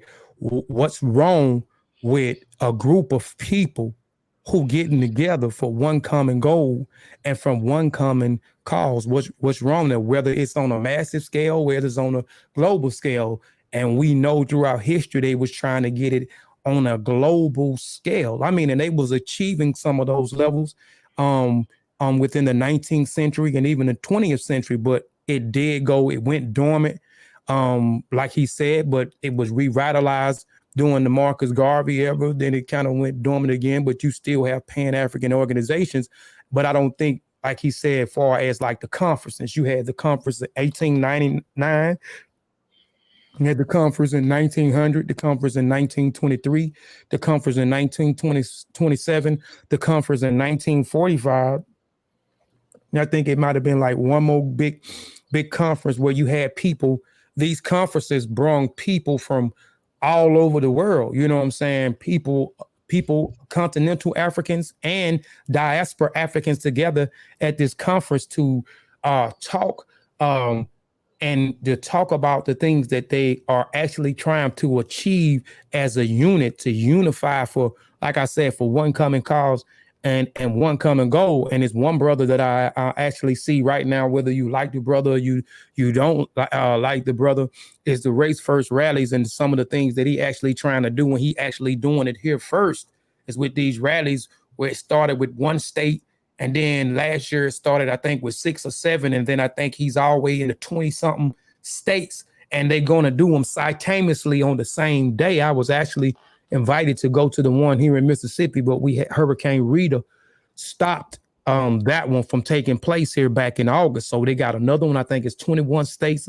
maybe more than that. I can't remember, but he's starting in which is actually going to develop into a conference, and some of the same things of this ideology of these concepts. So when we're talking about Pan-Africanism, it's the same focal point of these race first rallies. So I actually see that it's actually taking place on a global scale. He's just starting here in the States first. And I think it's going to turn into something that those brothers that we talked about in this presentation who, that actually did. But, I ain't going to hold too many people more time. If I thought somebody else maybe was going to call or even jump on the panel, if they had some gripes about something that I presented, you know what I'm saying? Some, a statement or. He said he got a pseudo girl, bro. What that is? What that is? Pause, man. Crazy. Oh, who said that? Everything is everything. Okay. Yeah. Peace to everything. I don't think you thought about that one before. Yeah.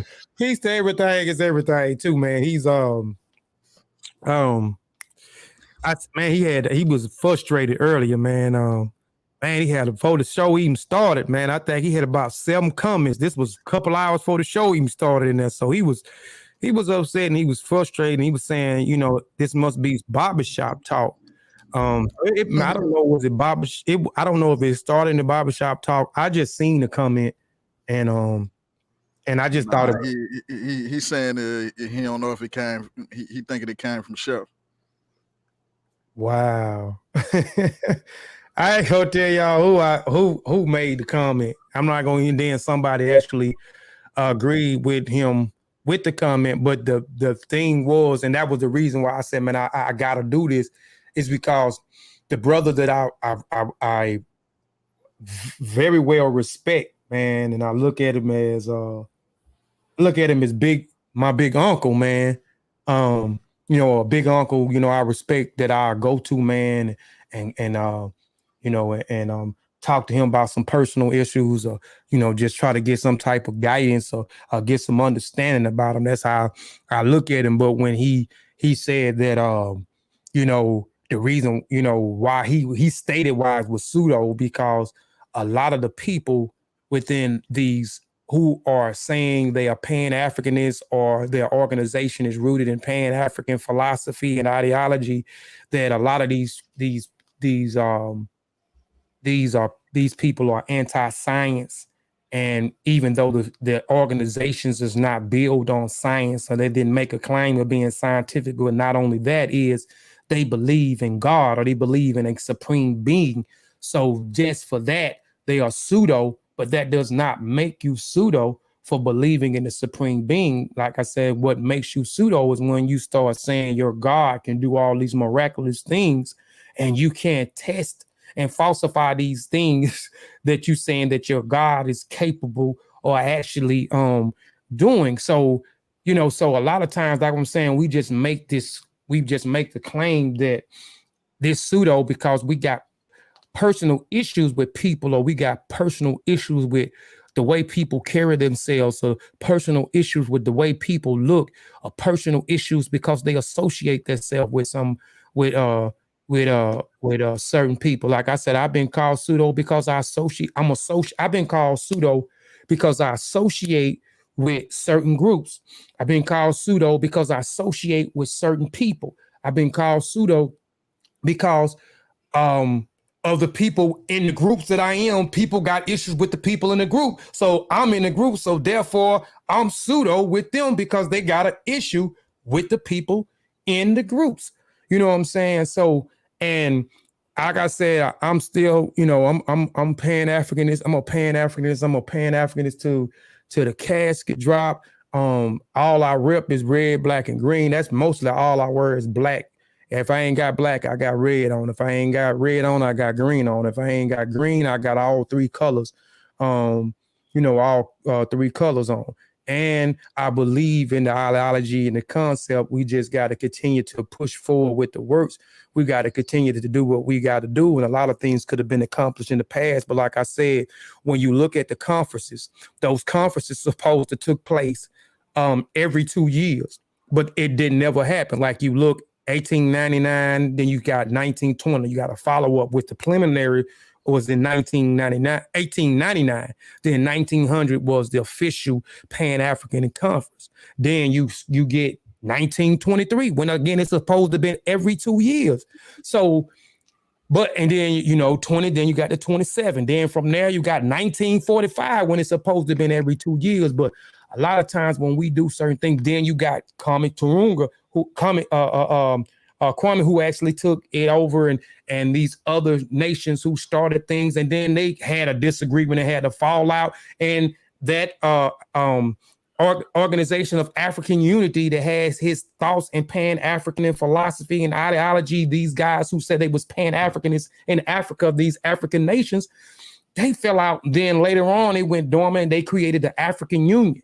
You know what I'm saying? And then you got other different things and et cetera, but it has never been a success on a global scale, but we do have some success, whether they're small or not.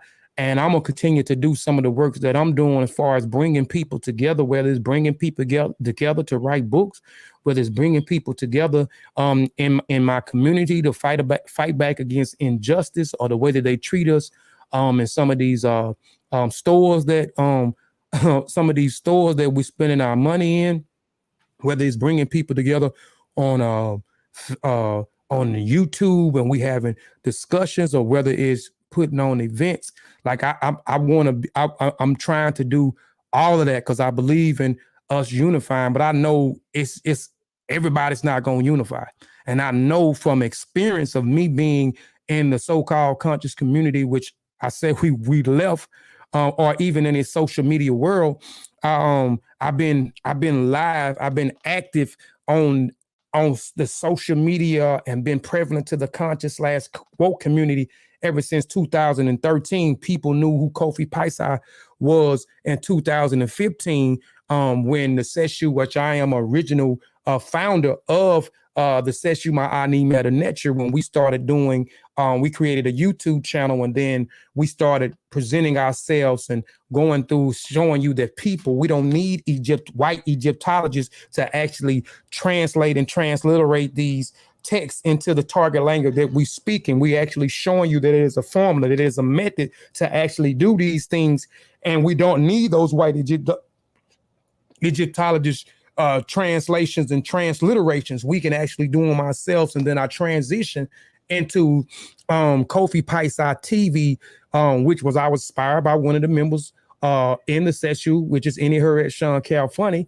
And I created my own channel and then got a group of brothers together, then was able to catapult myself in a position to be a part of the Masi Warrior Clan. The Masi Warrior Clan, I see Brother Ump then popped on here. Yeah, the pop on. So I'm gonna do my part. And like I said, it's a lot of people that, like I said, talk the talk, because I done seen it firsthand. Like, and even events.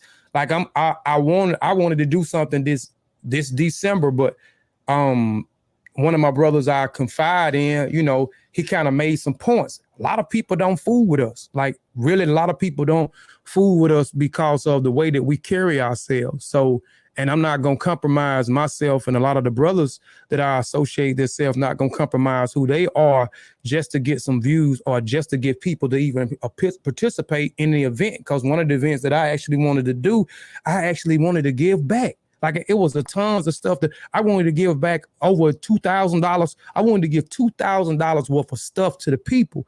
But, after talking to him and some of the valid points that he made, I was like, I'm not going to even try to waste my time right now to try to do it. But but I'm eventually I'm going to do that and do some other, do some other stuff, and I'm going to continue to try to stand on the shoulders of some of these brothers, these forerunners of Pan-Africanism.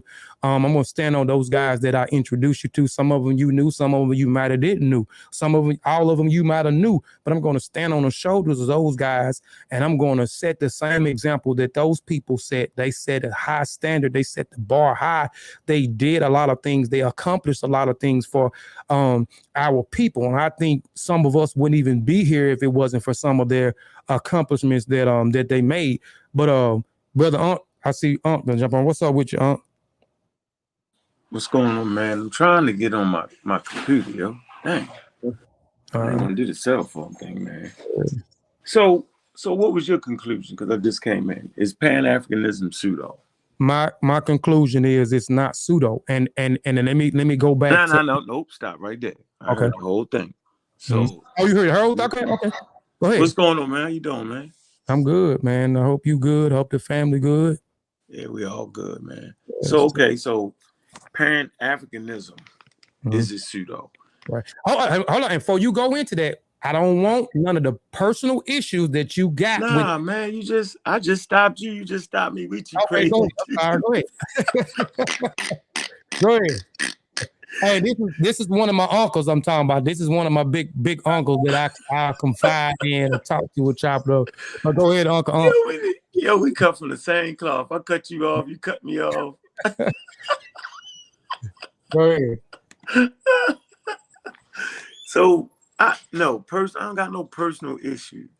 So, all right, let's just say the people residing in these organizations these days have proven themselves to be pseudo-scientific, anti-intellectuals, and anti-scientific, yo.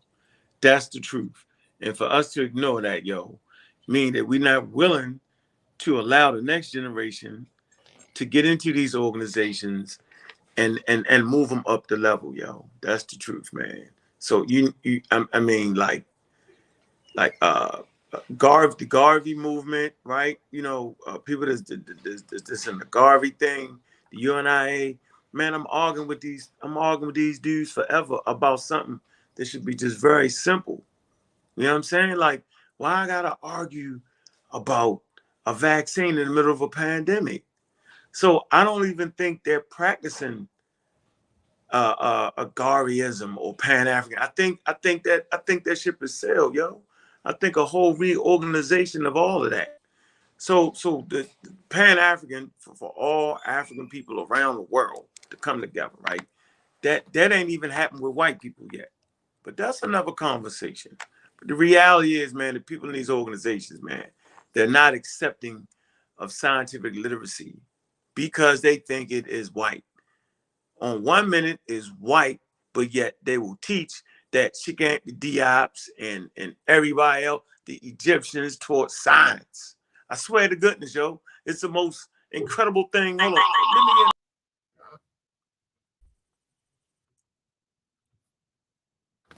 Oh, shoot. Is you trying to click him in or yeah, we fighting. Hold on, I got it. Yeah. Go ahead. We both got it.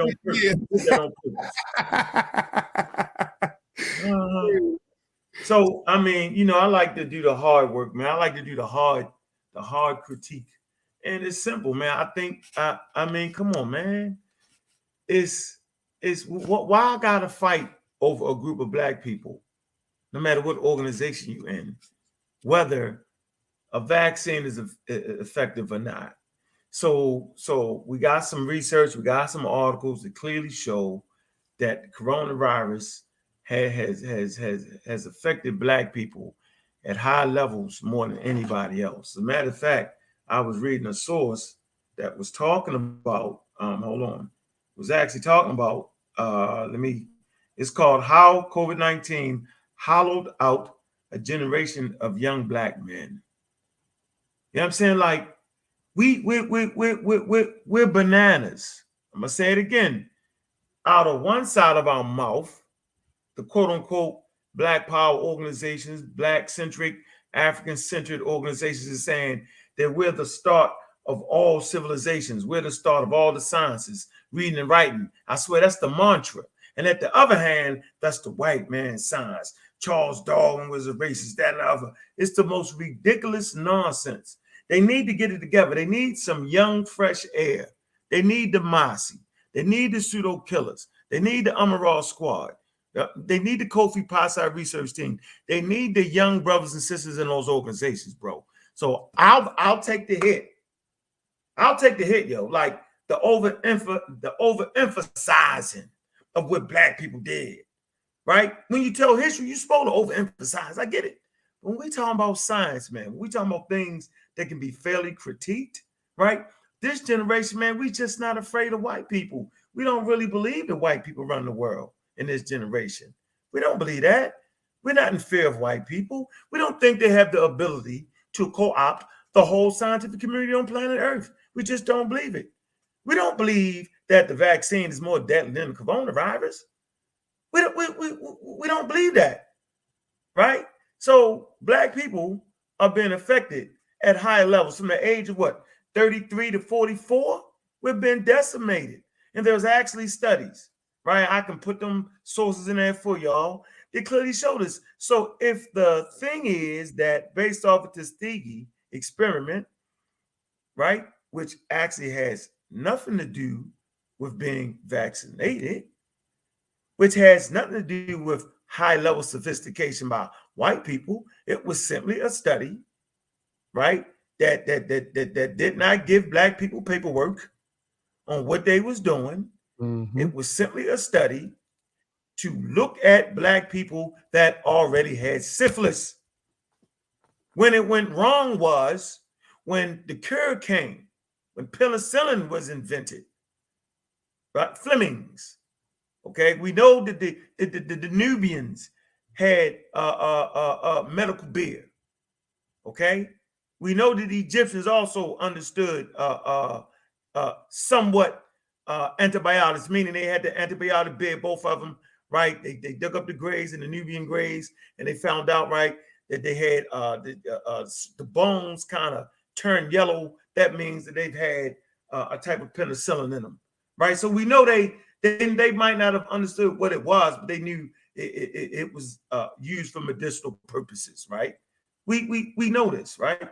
But when this thing was found out by Europeans, that's when the study became slap crazy, when they didn't give black people an opportunity and they didn't notify them that. Now, if it was me and you, Kofi, right, Sutek, that's Sutek, right? Yeah, that's Sutek. Yeah, what's up? Yep. Yeah. What up, so bro? we know if it was us, we'd have just read the fucking local paper. Well, what they did was they had a bunch of uneducated black people, right, that wasn't up on that, or had family members wasn't up on it, and by right, they was wrongly mistreated with that. That's when the whole thing became illegal. But based off of that, now clinical trials, clinical studies, you got to have that paperwork. And there's other incidents, like in Maryland and Johns Hopkins, certain studies where they took advantage of poor people and let them move into these apartments rent-free, and they knew the lead paint was in there. That's fucking criminal, bro. So when our eyes aren't closed, right, we're saying that we're at a point in our lives as a community when we can be sharp enough, okay, to measure whether, quote unquote, the coronavirus is more dangerous than us or a goddamn vaccine. We're at that level. And the Pan-African movements, right? These older generations of people that's in there now, these Garvey movements with the older generation of people right now, they're not allowing for growth and development. They seem to be in fear of quote unquote white people, bro. So for me, the people in it is fucking pseudo. They've proven that. And that's not all of them. We don't want to, broad brush them, right? But for me, maybe I'm tripping. Maybe I'm just tripping. Maybe I'm a pseudo killer. Maybe I'm a non-believing ass dude. Maybe it's that, bro. You know what I'm saying? But you tell me. Now, Tell me. Okay, I agree. I agree with you. We done had these conversations. I agree with what you're saying. Like I agree with what you're saying. Like the foundation of what Pan-Africanism is, far as the root of Pan-Africanism. But now we in the 21st century. So now there's other things that need Hicko Sean here that need to be implemented into these organizations. I definitely agree with you on that part. Oh, I don't. Sean, go ahead. Yeah. All right. So here's why I don't agree. Hold up. Yeah, you got a bunch of noise in the background. Yeah. I'm downtown. All right. So here's why I don't agree with what Uncle's saying. All right. Because the label that these Garvey groups, right? When we give them that, we're empowering them. And we don't even know who the hell in these groups and what they formed of, although they're trying to run off a Pan-African principle. So to be honest, I feel like we're characterizing these splinter groups of RBG and we're saying, oh, these are the official group. Nah, I think the people that was affiliated and running those certain type of organizing, I ain't gonna say running groups, I'm gonna say people that actually organize under the banner of Garveyism are not the anti-vaxxers that we see today. This is a modernism of Pan-Africanism from the pseudos developed during the era of ignorance. I'm calling it the era of ignorance. You know, your Bobby Hemmitt's and all of that. So in part, I'm with Unc on who he's pointing at, just not who he's identifying them as. If that makes sense. So what the hell I supposed to do if they say they, hey Sean, see? Hey Kofi Piesie, get him. Just get him. Me and this man argued for 3 straight hours, yo, with an official Garvey. They was the come on, yo. It was like, yes, this is something. So they had the large number and all that. Nah, hell nah.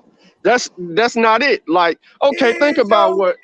Nah, these niggas is faking in front, Unc, is what I'm saying. How? They was really. They don't know. They don't really understand the principle. They don't understand the principle of Pan-Africanism. Because you can't be an anti-vaxxer. You can't be an anti-vaxxer and then claim to be Pan-African. That's ignorance. Sean, I agree. Sean, see, I agree. I think all of us on the panel agree to that. It's the most ridiculous shit ever. But none of them Pan-African guys fuck with evolution and science, though. I'm telling you, yo. No, they're religious. Then it's not Pan-Africanism. It's a cult. Garvey, I think Garvey would have dealt with Garvey. That organization, they dealt with sciences, though. No, yeah, I'm saying, listen. The Garvey had to deal with sciences because that was part of the development. That was part of. Hold on, Sean. Whoever calling, man, could y'all call back in about 5 minutes, man? I want them to kind of talk. I'm gonna take calls in a few minutes. Yeah, whoever the caller was can call back in just a minute. Sean, no, hey, Sean, you funny. How you message you, Sean? No. I'm saying, look, think about it, think about it. In order to build and in order to put together or organize a star line, right? You need a plan. You show me one of these star lodges that got a plan. Yeah, but that wasn't even a good plan. And it brought some broke down ships. So that wasn't I understand. I'm not saying, listen, I understand all of that. But the movement to go back to Africa, right, which was spearheaded by Garvey, insinuates that you need a level of competence, scientists, psychologists, all kind of people, right? In order to make that move, you go back to what? You got to bring with you something that they ain't got. Yeah. Just taking me and dropping my ass off ain't gonna help. Yeah, but how going? All right, now we about to get into the greasy area. Now everybody about to be mad at me, yo. So explain to me, yo, how was going back to Africa going to change the situation in America? Like, how does that ever do that? You know what I'm saying? Like, you would how would it change? How would it change the situation in America? Yeah, help me out with that. Yeah, all right. It would. All right. Okay. No. Real quick. It's easy. It will cripple the economy.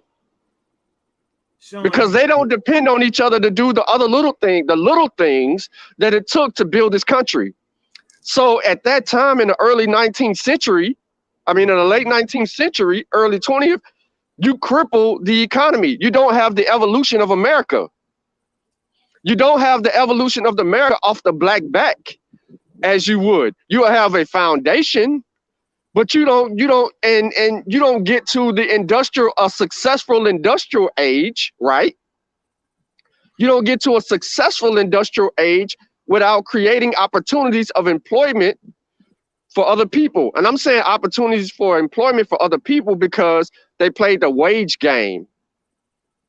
That means now the same people that's building the same things that you are, you have to tend to your own land. You have to build your own businesses. You don't have that slave wage mentality. So it would immediately cripple the economy. There's less taxable people. You don't have prisons. You don't have this slew of Jim Crowism that pursued. So who the hell you gonna discriminate against? You gonna discriminate against the same person that look like you? Now let them fight. Everything that was built gets destroyed. Go ahead. So I just want you to know that we're more African American than we are African, yo. Like you don't feed up like. How do you measure African? Let me finish. Come on, bro. Go ahead. Listen, when we say Black African power, right? I'm simply saying that the African American needs to recognize Africa as their space of development, right? On the human line, yo, that we come from a lineage, okay, that predates everybody. Okay, that's all I'm saying. I'm giving us a base. That don't mean we need to move back to the damn base. Take the African American with their mindset and put them in Africa. What you got? You got a goddamn war against the other damn Africans. It ain't going down, bro. Like nobody's gonna let you come in their country and transform them like that. Like you really think that African Americans is gonna go back to Ghana, go back to Nigeria, go back to any goddamn where and take the government and the government be bananas, bro. They're not listening to us. Like that doesn't even make no sense. Okay. How do you know? How do you know that if you've never been? No, because no foreign sovereign power does that. Okay, so I'm gonna re-ask my question. Hold on, I'm gonna let you get down. Let me make one more point. I'm gonna get out because no, you jumping. I'm saying is give me one time in history where a people came back into a land and was given privilege to run the goddamn government itself. Go ahead, Sean. All right. So what you're asking me, Unc, in all due respect, is from a colonized mind. Your mind frame thinks that you wouldn't be able to go over there and have influence in helping reshape, regovern, and reconvene African countries and nations to move forward. That was already happening. That was taking place, and that was setting precedents. So what I'm saying is, no, ain't nobody gonna let you just come and run, right? That's your mentality. You're thinking exactly how they want you to think. Like, these motherfuckers ain't gonna accept you. So with that level of ignorance comes boundaries that you created when that ain't even the need or the case. So in reality, what it is people working together to resolve issues, whether they be social or psychological. They come together to do that. However, I'm with you on the way that there's a way that you have to do it. I'm with you on the thought process. Like certain people ain't gonna let you come in and do certain things. But then you turn around and we say, well, there's some African Americans in Ghana today that have successful businesses, that are a part of government, that is facilitating change in the areas. And then we're like, oh, so it can happen. Absolutely, it can happen. But to Sosa, to your question, because he asked what Pan-African groups are pro-vaccine, the Masi Warrior Clan. Exactly. We are a Pan-Africanist. The Kofi Piesie research team. Yep, we are a Pan-Africanist group. And we're very pro-vaccine. Our whole crews is vaccinated. Mm-hmm. Hey, Sean. Pseudo killers too. I don't know if pseudo killers. Nah, pseudo killers ain't Pan-African. I think that. Sutek. Yeah. How old is you, Sutek? 35. You gonna get these old niggas do you like that, yo? Oh man. Like, tell them the truth, yo. Sean just said that every last African American gotta leave to shut down. Who the hell going back to Africa? If that Who let ain't this nigga in the cookout? Don't let him come on in, Sean. I know you just kicked him out. Just go ahead and Who let him let say this his piece. nigga in the cookout? I know. no, Sean, do you know how many African Americans you got to leave to shut down the economy? I don't know. I think No. That's today, That's today. I don't That's know. That's today, No, hell no, Kofi. No, sir. No. No. You want to see some turning up? Hell yeah, I'm no, gonna go all the way in. I'm telling you, I will F this show up. Why, yo? You supposed to be calm. You're a Pan-Africanist. No. I don't rock with the level of disrespect, the ignorance, and all of that other stuff. I'm not doing Now you do that over there where you at, partner. No, hold on. Where did I disrespect that? Go ahead. Not you, I ain't talking about Chef. You don't know. You don't know. You ain't see it. You ain't see the play. He talking about other dude, the guy best. Chief X. Oh, Chief X on here? Nah, he ain't on here. No, he ain't. Sean keep kicking him out. I put the link in there. Sean keep kicking him out. He is not coming on here, bro. Oh yeah, you right. Yeah, Chief X. Oh man. Oh that. So basically, what I'm saying is that for argument's sake, right? For argument's sake, we know today that we can't cripple the economy that much today. We can't. You know what I mean? It's built to sustain, but there's attractions here that will keep people here. There are certain things like everybody's not in the conscious community. So all this mindset of people are going to get along and kumbaya and we're going to advance, that ain't going to happen. That's not happening at all. So we can't even think like that. We're too far in. This country is too far progressed. However, you can do little things to build up what you need to build up. And I think that's what we need to focus on. We need to focus on those of us who are like-minded need to focus on building sustainable businesses, centers of education, and so forth, so that we can help people evolve. If we don't do those things, if we don't demonstrate, then it's still going to be stuck at a conversation. But nah, I mean, the people that we see today, I wouldn't label them followers of Garveyism and so on. I'm labeling them jokers who they are. You know what I'm saying? They just a bunch of fake intellectual pseudos. You know what I'm saying? Pushing this whole other thing. Yeah. Fake intellectual. They ain't even intelligent. I got a question. Hey, Kofi, I think you represented better, yo. I'm gonna be real with you, Kofi. I think you forget who you are sometime, bro. I think Tech, I think everybody, I think we represent the direction where, you know, those type of movements need to be, and they need to be in science. They need to upgrade. They need to be more open-minded. They need to build the base right here in America. They need to actually, you know, kind of like be palatable for the African American. You know what I'm saying? Like this, like sometimes you can just get old right in front of your face, yo. Like it was good for back then. Now it's got to be ushered into the 25th century. It's got to be ushered into now. Yeah, that's what I'm saying. I agree with you. That's what I'm saying. I agree with you on that part. I'm just saying, like, I like what they actually did. That's why I walked through the history. I like exactly what they did. But I'm agreeing with you. We are in the 21st century. So now we have to involve with the city. There's certain things that's going on. So we like, and right now the world, not just the United States, but the world is in a pandemic, right? So we need to be scientific literate. We need to be pro-science. So I'm agreeing exactly with what you're saying with that. But let me ask you and Sean and Shoot Tech too.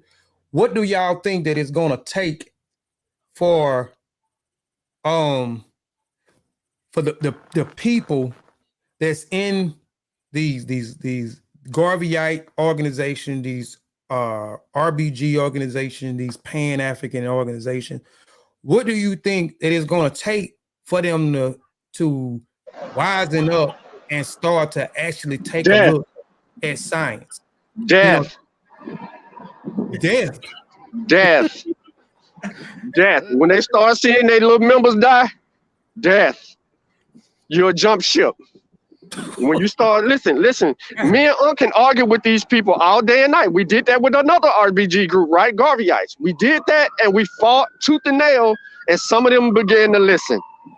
But I'm telling you, death is the biggest influence. Damn. He said death. What about you? I ain't going down. What you think is gonna take? We just keep. I think we just need to keep representing Africa for what it is. We've been representing our ass off, but soon as somebody closer to mofos die, they begin to start listening to us more. Yeah, I mean, yeah, you're right. I mean, the way you said it was kind of harsh and chilling, but yeah. Well, okay, well, you sweeten it up. I'm just saying. Yo came on here, went harder than me. I wasn't trying to say that. God damn. How about they just get a little sick? How about that?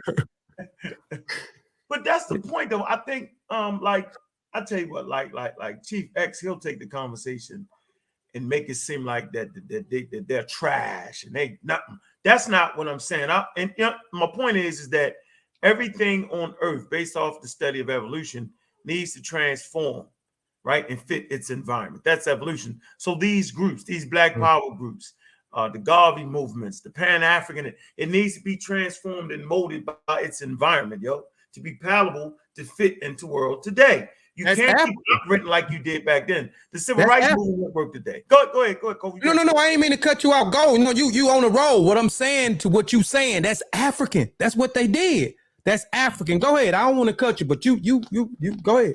Yeah, that's the basis of civilization. Is to transform your environment, right? And you the study of the animals, because animals had to progress, they had to transform, and the Homo sapiens watched this, and they transformed and progressed. They followed the animals, they moved, they grew, right? Once you get to modern science do the same thing. They study the animals, right, to understand themselves. Most people don't know that. You study the chimpanzee to understand the humans, right? Certain behaviors coalesce with chimpanzee, and then there's certain behaviors that clearly separate the Homo sapiens from the chimpanzee. But it's the study of your environment and the ability to transform in it, which makes your quote unquote organization valuable. And I'm just saying that now it's fluff.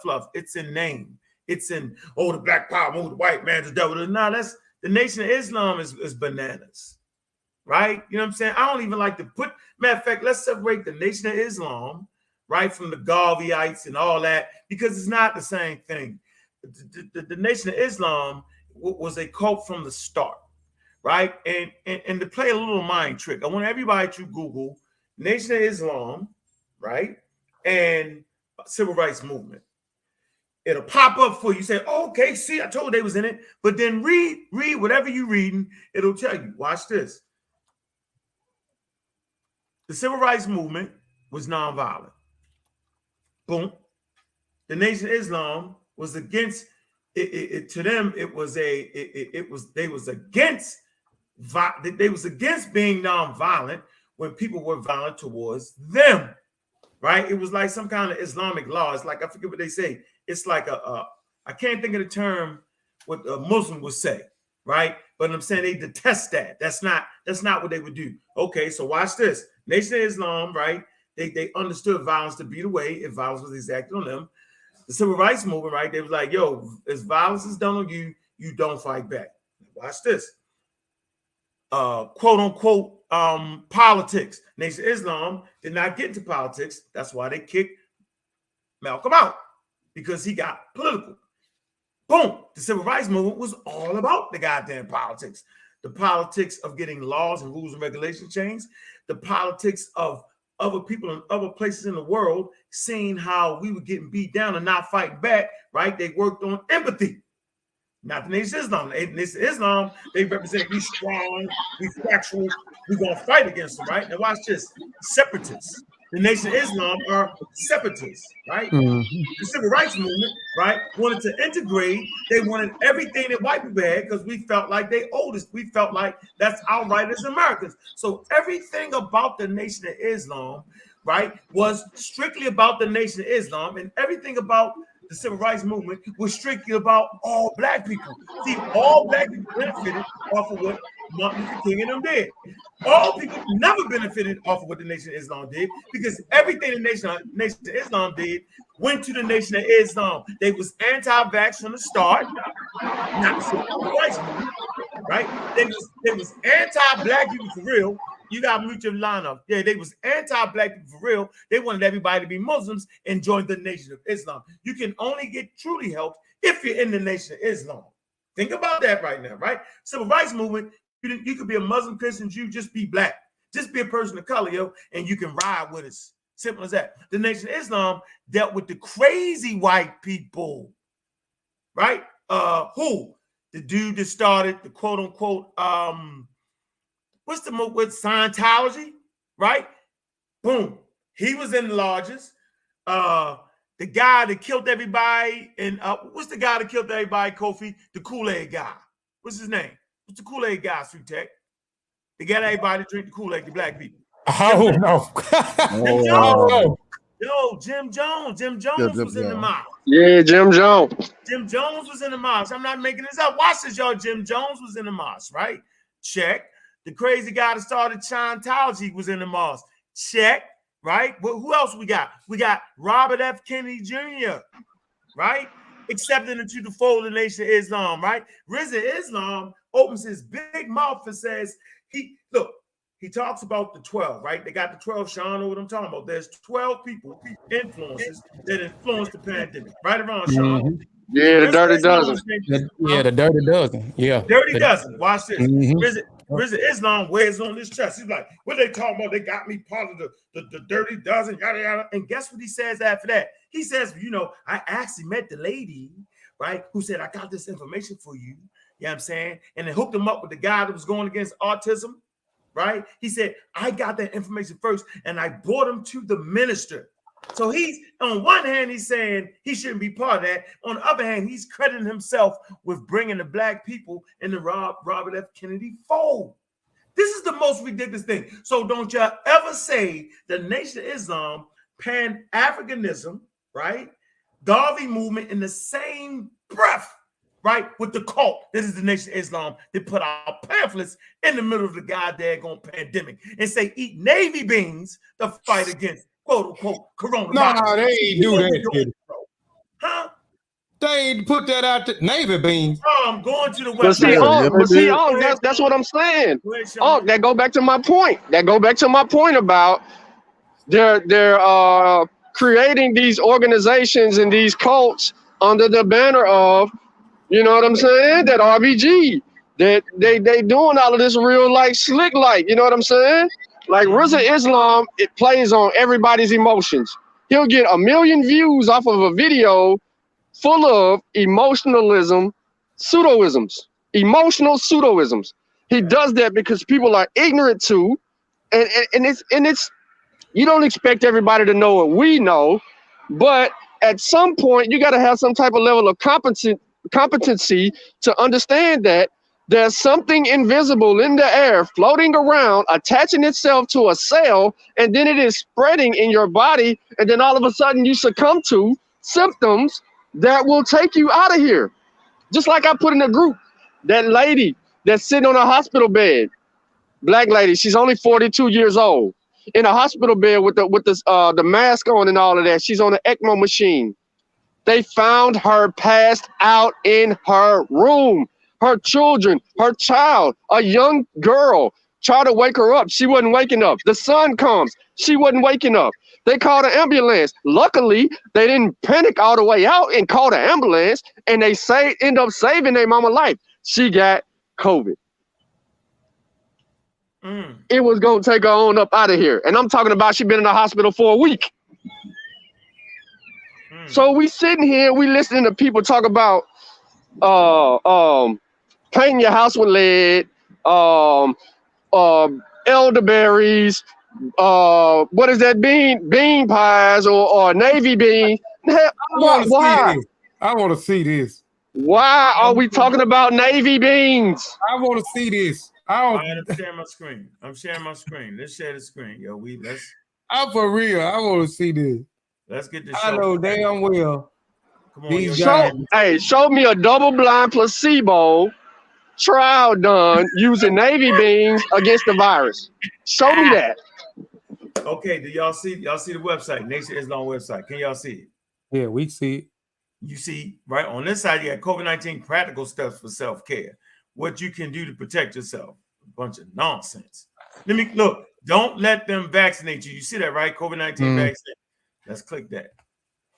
All right. Now I'm gonna scroll down, right? Let me scroll down. So if you don't take the vaccine, what should I do? You see that? So if you don't take the vaccine, what am I to do? I see it. Let's see what we're supposed to do, dog. You thought I made it up. Y'all lying on Nation Islam. I know y'all lying on. So watch what they do. First of all, they do stuff. They say be sure to wear a mask in public places and when not at home, right? So that's recommendation from the CDC. Okay, that's it. Watch this. Well, here you go. Look, practice social distancing when in public. Okay, so they listening to the government. They listen to the science. Okay, so they're not making up their own shit. They just playing you. Watch this. Wash your hands regularly. Don't we all say that? Mm-hmm. Clean, sanitize, disinfect your home regularly, especially Right. high traffic areas, high touch surfaces such as doorknobs, light switches. All right, doorknob. Okay, now watch this. Adapt a healthy lifestyle. What's this? This says maintain a wholesome, healthy diet. That's the same thing the CDC say. Am I correct? Yeah, you're Watch right. this. Full of fruits and vegetables. Look, they say such as navy beans and garlic and onions that are rich in vitamins and minerals and antioxidants. Okay. Oh, I'm Vitamin good. I C, ate a burger with onions on it. I'm good then. I ate a burger with some onions on it. I'm good. Spend time. Look, here you go. It starts to go. It's going downhill. Spend time in the sun regularly to enable the body to produce vitamin D. Did you hear that? Get in the sun, ladies and gentlemen. Wow. When necessary, take vitamin C, D, B, and zinc supplements. Be sure to consult, with your healthcare provider and take the recommended doses appropriate for you. Stay hydrated, drinking plenty of water daily. Fast, help improve your overall health. They say exercise regularly, 8 to 30 minutes. Walk a day. A day will go a long way. Get adequate sleep. Look, find ways to minimize stress. Stop smoking. This is all the shit that the CDC say, dog. Mm-hmm. So the CDC already tells you to do all this, except the navy beans. They say the garlic and onion. Yeah, they add that in there. But look, y'all, listen. It's the trick organization. Y'all listen. The CDC and North America been saying this from day one. Am I lying to you? No. Now watch this. Look, we are part of a global family with sources. It say don't take their vaccines. There are several therapies, in the world that we can use to fight against COVID viruses. Look, Cuban doctors and scientists have developed therapies to treat COVID-19 that have been effective in Cuba. It say all well as China, Italy, and other countries are severely impacted by COVID-19. These niggas is nuts. So they steal all the CDC material, right? Boom. And then they say, don't get vaccinated, right? This is how they play the game, ladies and gentlemen. At no point have United States government, CDC, Science with Sean, Master Clan Warriors, Pseudo Killers, Raw Squad, Kofi Piesie Research Team never told you not to do none of this. Hell, Sean be selling sea miles. Yeah, he's selling pounds. Pounds of it. So at no point, ladies and gentlemen, let me get out of the screen, yo. At no point, ladies and gentlemen, have we ever said don't take vitamins, don't exercise, don't do all that. Like that, we've never said that. We simply said that part of the health measures is to do everything I just read to you, plus get vaccinated. It's not just one thing. See, people got it all mixed up, right? They ain't read Sean's book. They ain't read none of the information. These are health measures put in place to fight against coronavirus. Eating properly, sleeping properly, getting rest, getting exercise, calming down your stress, you know what I'm saying? And getting vaccinated, wearing masks, and social distance when possible. These are all the measures in place. It ain't for you to fucking pick and choose because you're not an expert. But for them to act like, and the pseudos constantly act like that we got some kind of treaties against eating right and exercising. Why don't y'all teach about eating and exercise? Wait a minute, America, just America, white America itself always had what you would call what, yo? They call it the pyramid chart of eating. Am I not right or wrong? You can pull it up, bro. We learned that in the 3rd grade, 4th grade, 5th grade, 6th grade. Eating properly is nothing new. Now, being a slap crazy vegan, you know what I'm saying, really killing you, really messing up yourself because you think you're vegan, not getting the proper nutrients, you know what I'm saying, which vegans don't. They got to supplement that and not understanding all those variables, right? That's the shit to get us fucked up and make our immune system weak. I just wanted to make that point. You want to add something to that, Sean or Sutek? Where y'all at? No, what I'm saying, but yeah, they Navy being guys, dog. Yeah, it's crazy. It's crazy. That's funny, right?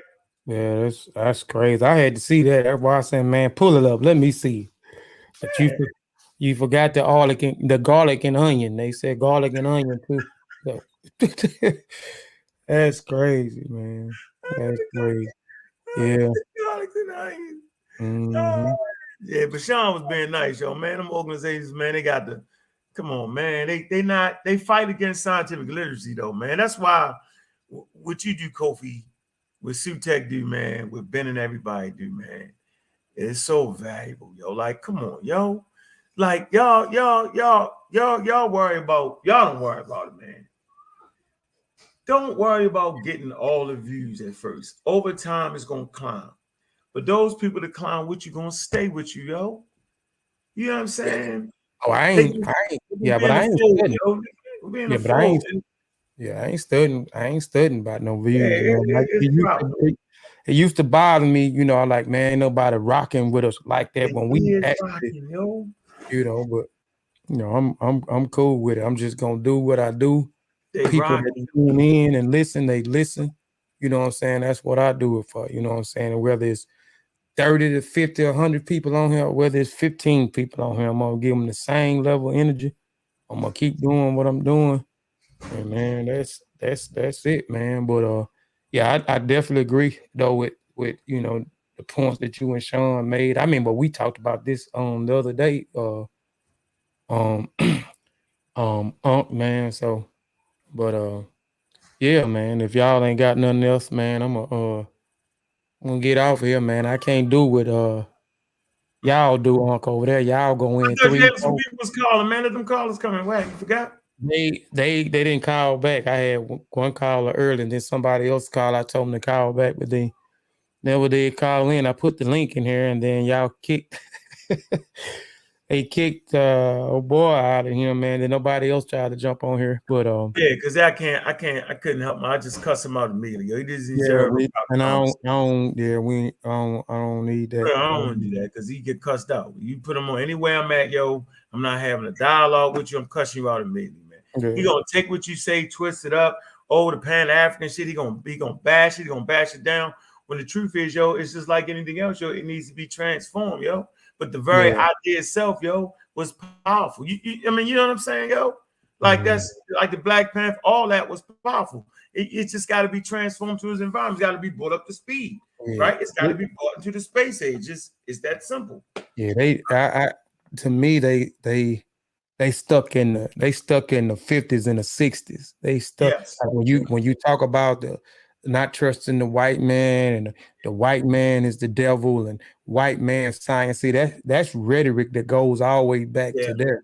You know what I'm saying? And they just stuck in that time and period, and they're studying that information and they're not studying up-to-date information. So if they studied up-to-date information, they even study even with the conversation about vaccines, if they actually studied, you know, inoculation and how it got introduced over here, you know what I'm saying? Because a lot of them, they saying they Pan-Africanists, you know what I'm saying? These RBG communities, Black Power associations, you know what I'm saying? They're heavily into African studies, but you know, it's just that they just missed the mark. But again, it's a lot of the outdated information that they and I got a lot of those books. I ain't gonna lie, I got a lot of those books, but I understand over time stuff evolves, and even I have issue with certain things, but I understand why certain people said certain things at this particular time, but that's no longer true. We have the evidence now, so we have to change our stance. And a lot of them don't want to change their stance because they fall in love with these certain authors and these certain people, and they can't, you know, they just cannot deem them wrong, but they just don't. I just don't understand research methodology. It just boils down. They just don't understand research methodology. They don't want to change with the times. They want to stay stuck in the times. And that I was that same person. I was back in the days that early in my awakening stage of becoming conscious. I was the same thing. The white man is the devil. You know what I'm saying? The white man out to get us. You know, I was talking about Yaku. You know what I'm saying? White man grafted from. I mean, all this crazy rhetoric, man. Even, you know, at one point, like I was telling you, and we had a conversation a while back here when I was on the fence in 2009 about the vaccines. I was just on the fence. I wasn't heavily that wasn't my expertise. I really hadn't studied like talking about it. And when I started hearing y'all talk about it a little bit more and being around the conversation, and then the conversation we had, I said, well, I'm just going to start researching.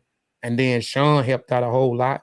He, you know what I'm saying, put information on social media and in our back chats every single day, still doing it, matter of fact. So, you know, shit, I got in where I fit in, man. So, you know, I know better, but you know, I just hope some of these organizations just evolve with time. What you got right there? Let me blow you up. The cave of swimmers, yo. This is how we do it around here, yo. We go a step farther, yo. We take it a step farther around here, yo. Right? We take it. You see this right here, right? Mm-hmm. That's the cow, and you see the people underneath of it. Right. Suckling the cow, like, right? Where y'all later on find that at? Right? Hold on. Y'all see these brown skinned people? See brown skinned people? You see dark brown skin, you see dark skinned people, mm-hmm. Brown skinned people. Let me show you, let me find you some of the light people. Hold on, watch this. Watch how we do this. Look. Right, I see it. See? They kind of got blonde hair. Look real close. Hold on. This for your fake guy that everybody like to follow, fake cheap vets. Let me show you some jet black niggas. Let me go jet black on y'all. Here you go. Let's go jet black. You want to see jet black? Jet black, ain't it? Yeah, what cave that's in? What cave? No. This for the niggas that buy their books from Germany. Look at this. You see this joint? You see how big it is? Let me give you a small book and look at this. Look. See? Yeah. You gotta spend your money. You gotta be dedicated to it. Look, what's that? Y'all not gonna be able to get this off of Amazon. Can't get it off of Amazon, right? You can't get it. Ain't no getting that, right? We're gonna be talking about this later on in this that real look.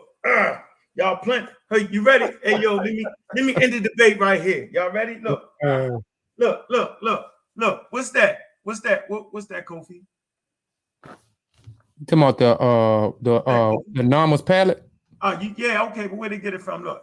How you want to do it, yo? Yeah.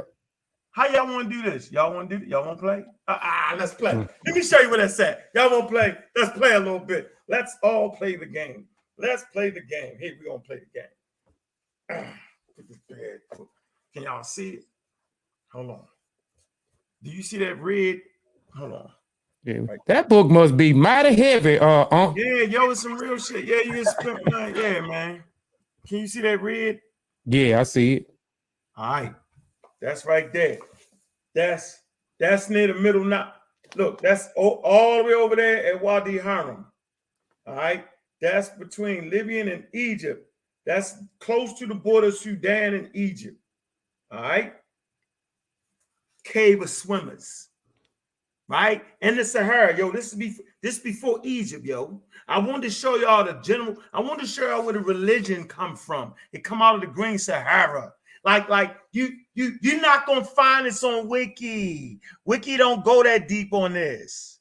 See, you're supposed to start with Wiki and end right here. What's this, y'all? This is an archaeological survey. Look, y'all won't play. I like to play, yo. I'm not losing. I'm not gonna never lose, yo. Like I refuse to lose, yo. It's over 10,000 images, yo, of different types of people, yo, in the Green Sahara, yo. How y'all not gonna beat me, yo? Y'all don't spend no bread. Y'all don't spend no money, yo. Y'all ain't got a shot at it, dog. Don't even try it, yo. Niggas is all in Wiki, yo. Stay your little ass in Wiki, dog. No, I'm not a Wikipedia scholar. I never was. I never called myself a scholar. But when I say I'm a dude that buy books and read books, yo, y'all ain't never laid y'all eyes on this type of stuff. You ain't know what you're looking at because Wikipedia don't guide it. You can't get these images off of Wikipedia. It ain't none. You can't get it. They don't guide it. You got to spend the money. Half the shit in German. Look at that, yo. What you talking about, yo? What you talking about, dog? I'm just saying, yo, this is what we do, Kofi, because we love our people, yo. Everybody want to talk that North African shit? Nigga, let's talk that North African shit, yo. Let's talk the North African shit. Yeah, get an archaeological survey. It's translated from the German, so it's German in here in English. Y'all, anybody want to talk that North African shit and you just reading Wikipedia? I'm going to beat the brakes off you. I dare you. Yeah, I dare all y'all. All y'all been talking shit. I dare you. I dare you bring out a Wikipedia article. I double D, triple dare you. I triple, double D, triple. I dare you pull up a Wikipedia. I dare you. Now, I dare you. Look, I dare you, niggas. Excuse my language. I just dare you. I jump.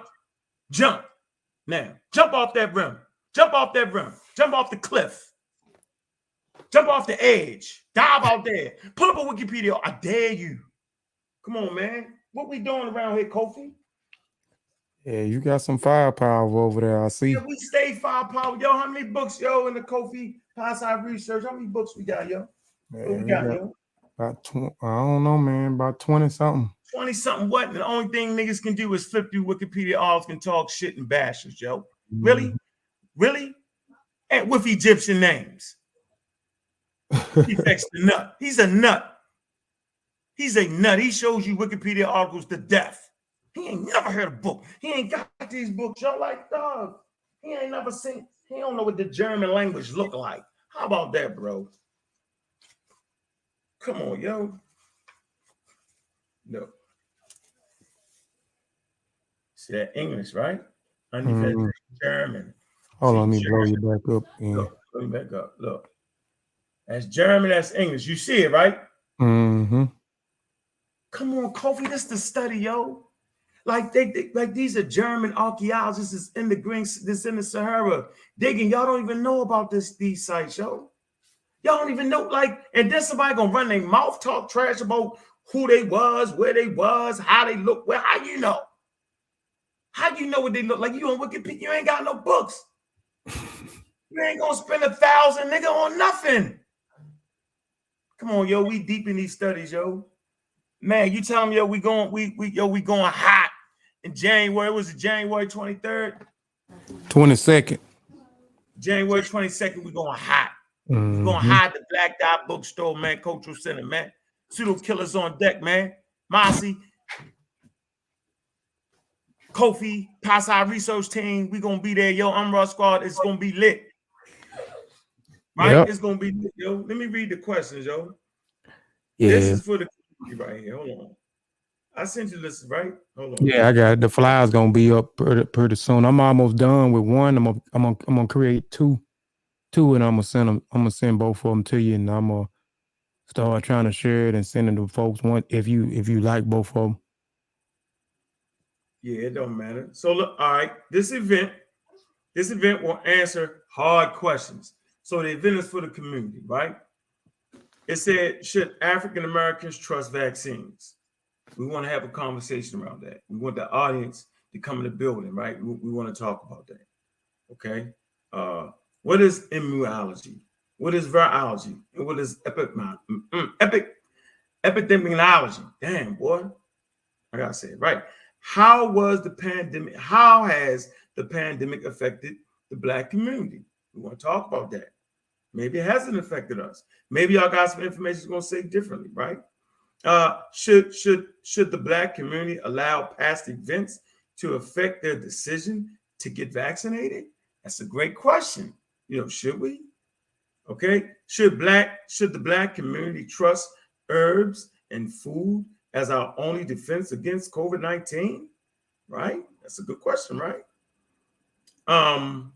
Should the Black community trust Facebook, YouTube, TikTok, right? For our overall health of our community? I'm gonna read it again. Should the Black community trust Facebook, TikTok for the overall health of our community? Number 7, is there a way to tell who is telling the truth about the pandemic? The last question is, what's the best way to protect ourselves during this pandemic, man? We want to have that open discussion with the community, man.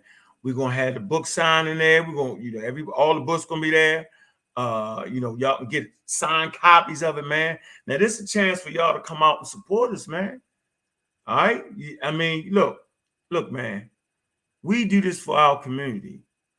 We're not doing it in Africa, right? We doing it right here where we live and die at. Is where we're doing it at. And we love Africa. And I'm speaking for myself right now. Speaking for myself, right?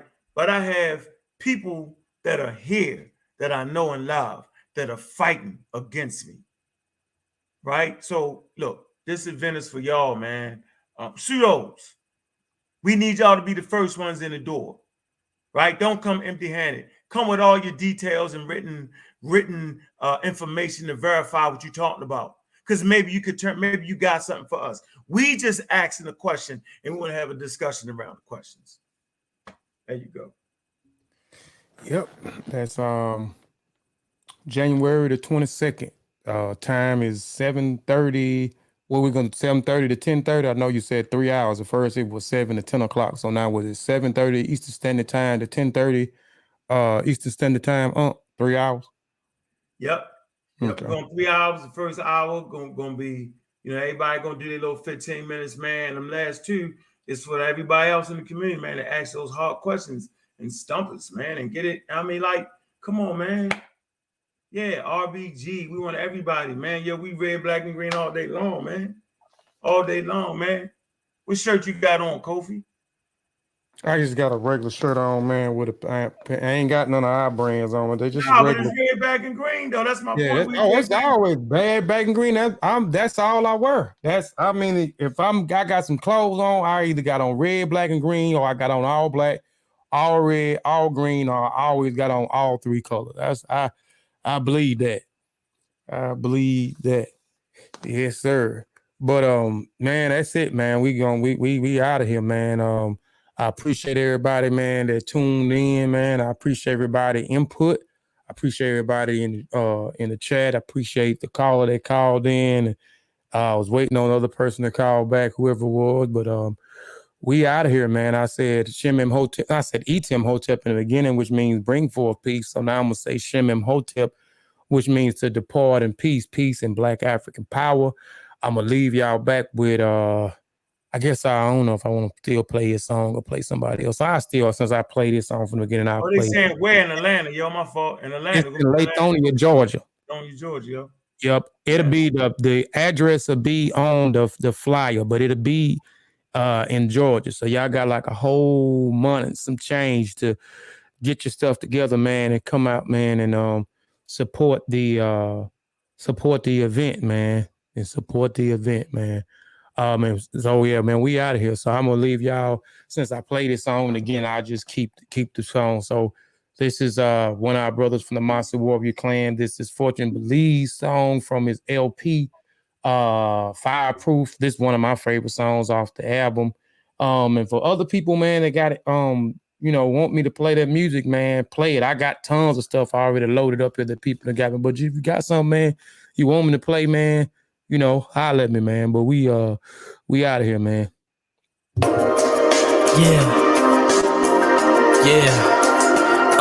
It's so real.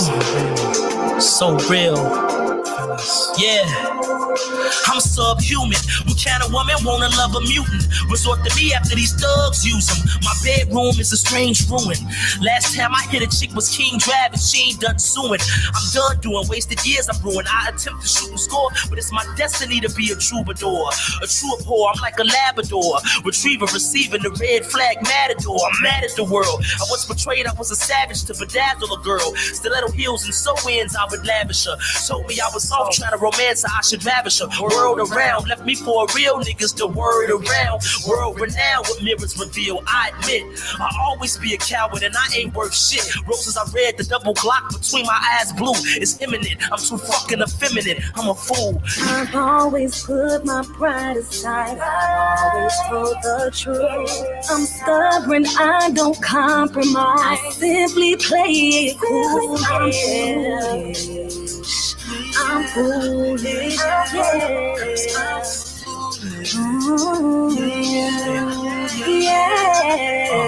I'm so self-conscious with no self-conscious. It's times I went too far and I got some mental scarring. I had this melanated girl but hesitated to be thorough. My time went in the rounds, I'm trying to elevate the world. Mutual attraction but lacking physically in figure. Contrast to the ass being the famous rapper. Get your is brewing, other women alluring. And now the more we sex you feel neglected. Our connections getting ruined. You would fight for my love while I chase bitches that don't love me. You even cook for me, but she got a better look for me. You spend your racks up on me, hit niggas with the ratchet for me, just for us to be in matrimony. But friends zone it, the brother who would love to serve you, cause I never deserved you. So neither us is using virtue. Can't you see we in a circle? Each of us are cruel. For them I'm a fool, for me you a fool. Betty asking too. I've always put my pride aside. I've always told the truth. I'm stubborn, I don't compromise. Simply play it cool. I'm foolish,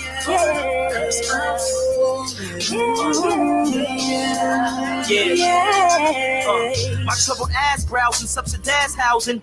This bubbled ad lousy shit to leave your ag gouging. I'd rather be fad doused than hit these verbal roundhouses. Y'all raising your mouths loud. Can't you see your child's rousing? My liquor pot lounging. He should bestow my masculinity. And up there slept and crept disaster enemies. Look at myself doubting all these passive tendencies. I had passive piety, but cash is deity. Niggas went from dope sack selling to cul-de-sac dwelling. I kept the 9 to 5, wept and wine, but why?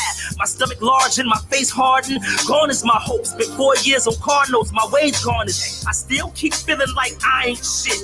Even if I had a fucking facelift, it's self-hatred. To eat a 9mm told me to pill a hater. To kill the day to live like told me Philippator. I've always put my pride aside. I've always told the truth. I'm stubborn, I don't compromise. Simply play it cool. I'm foolish.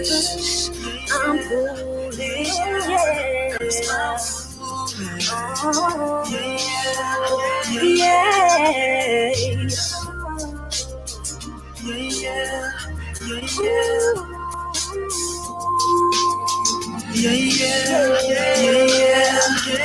I'm foolish.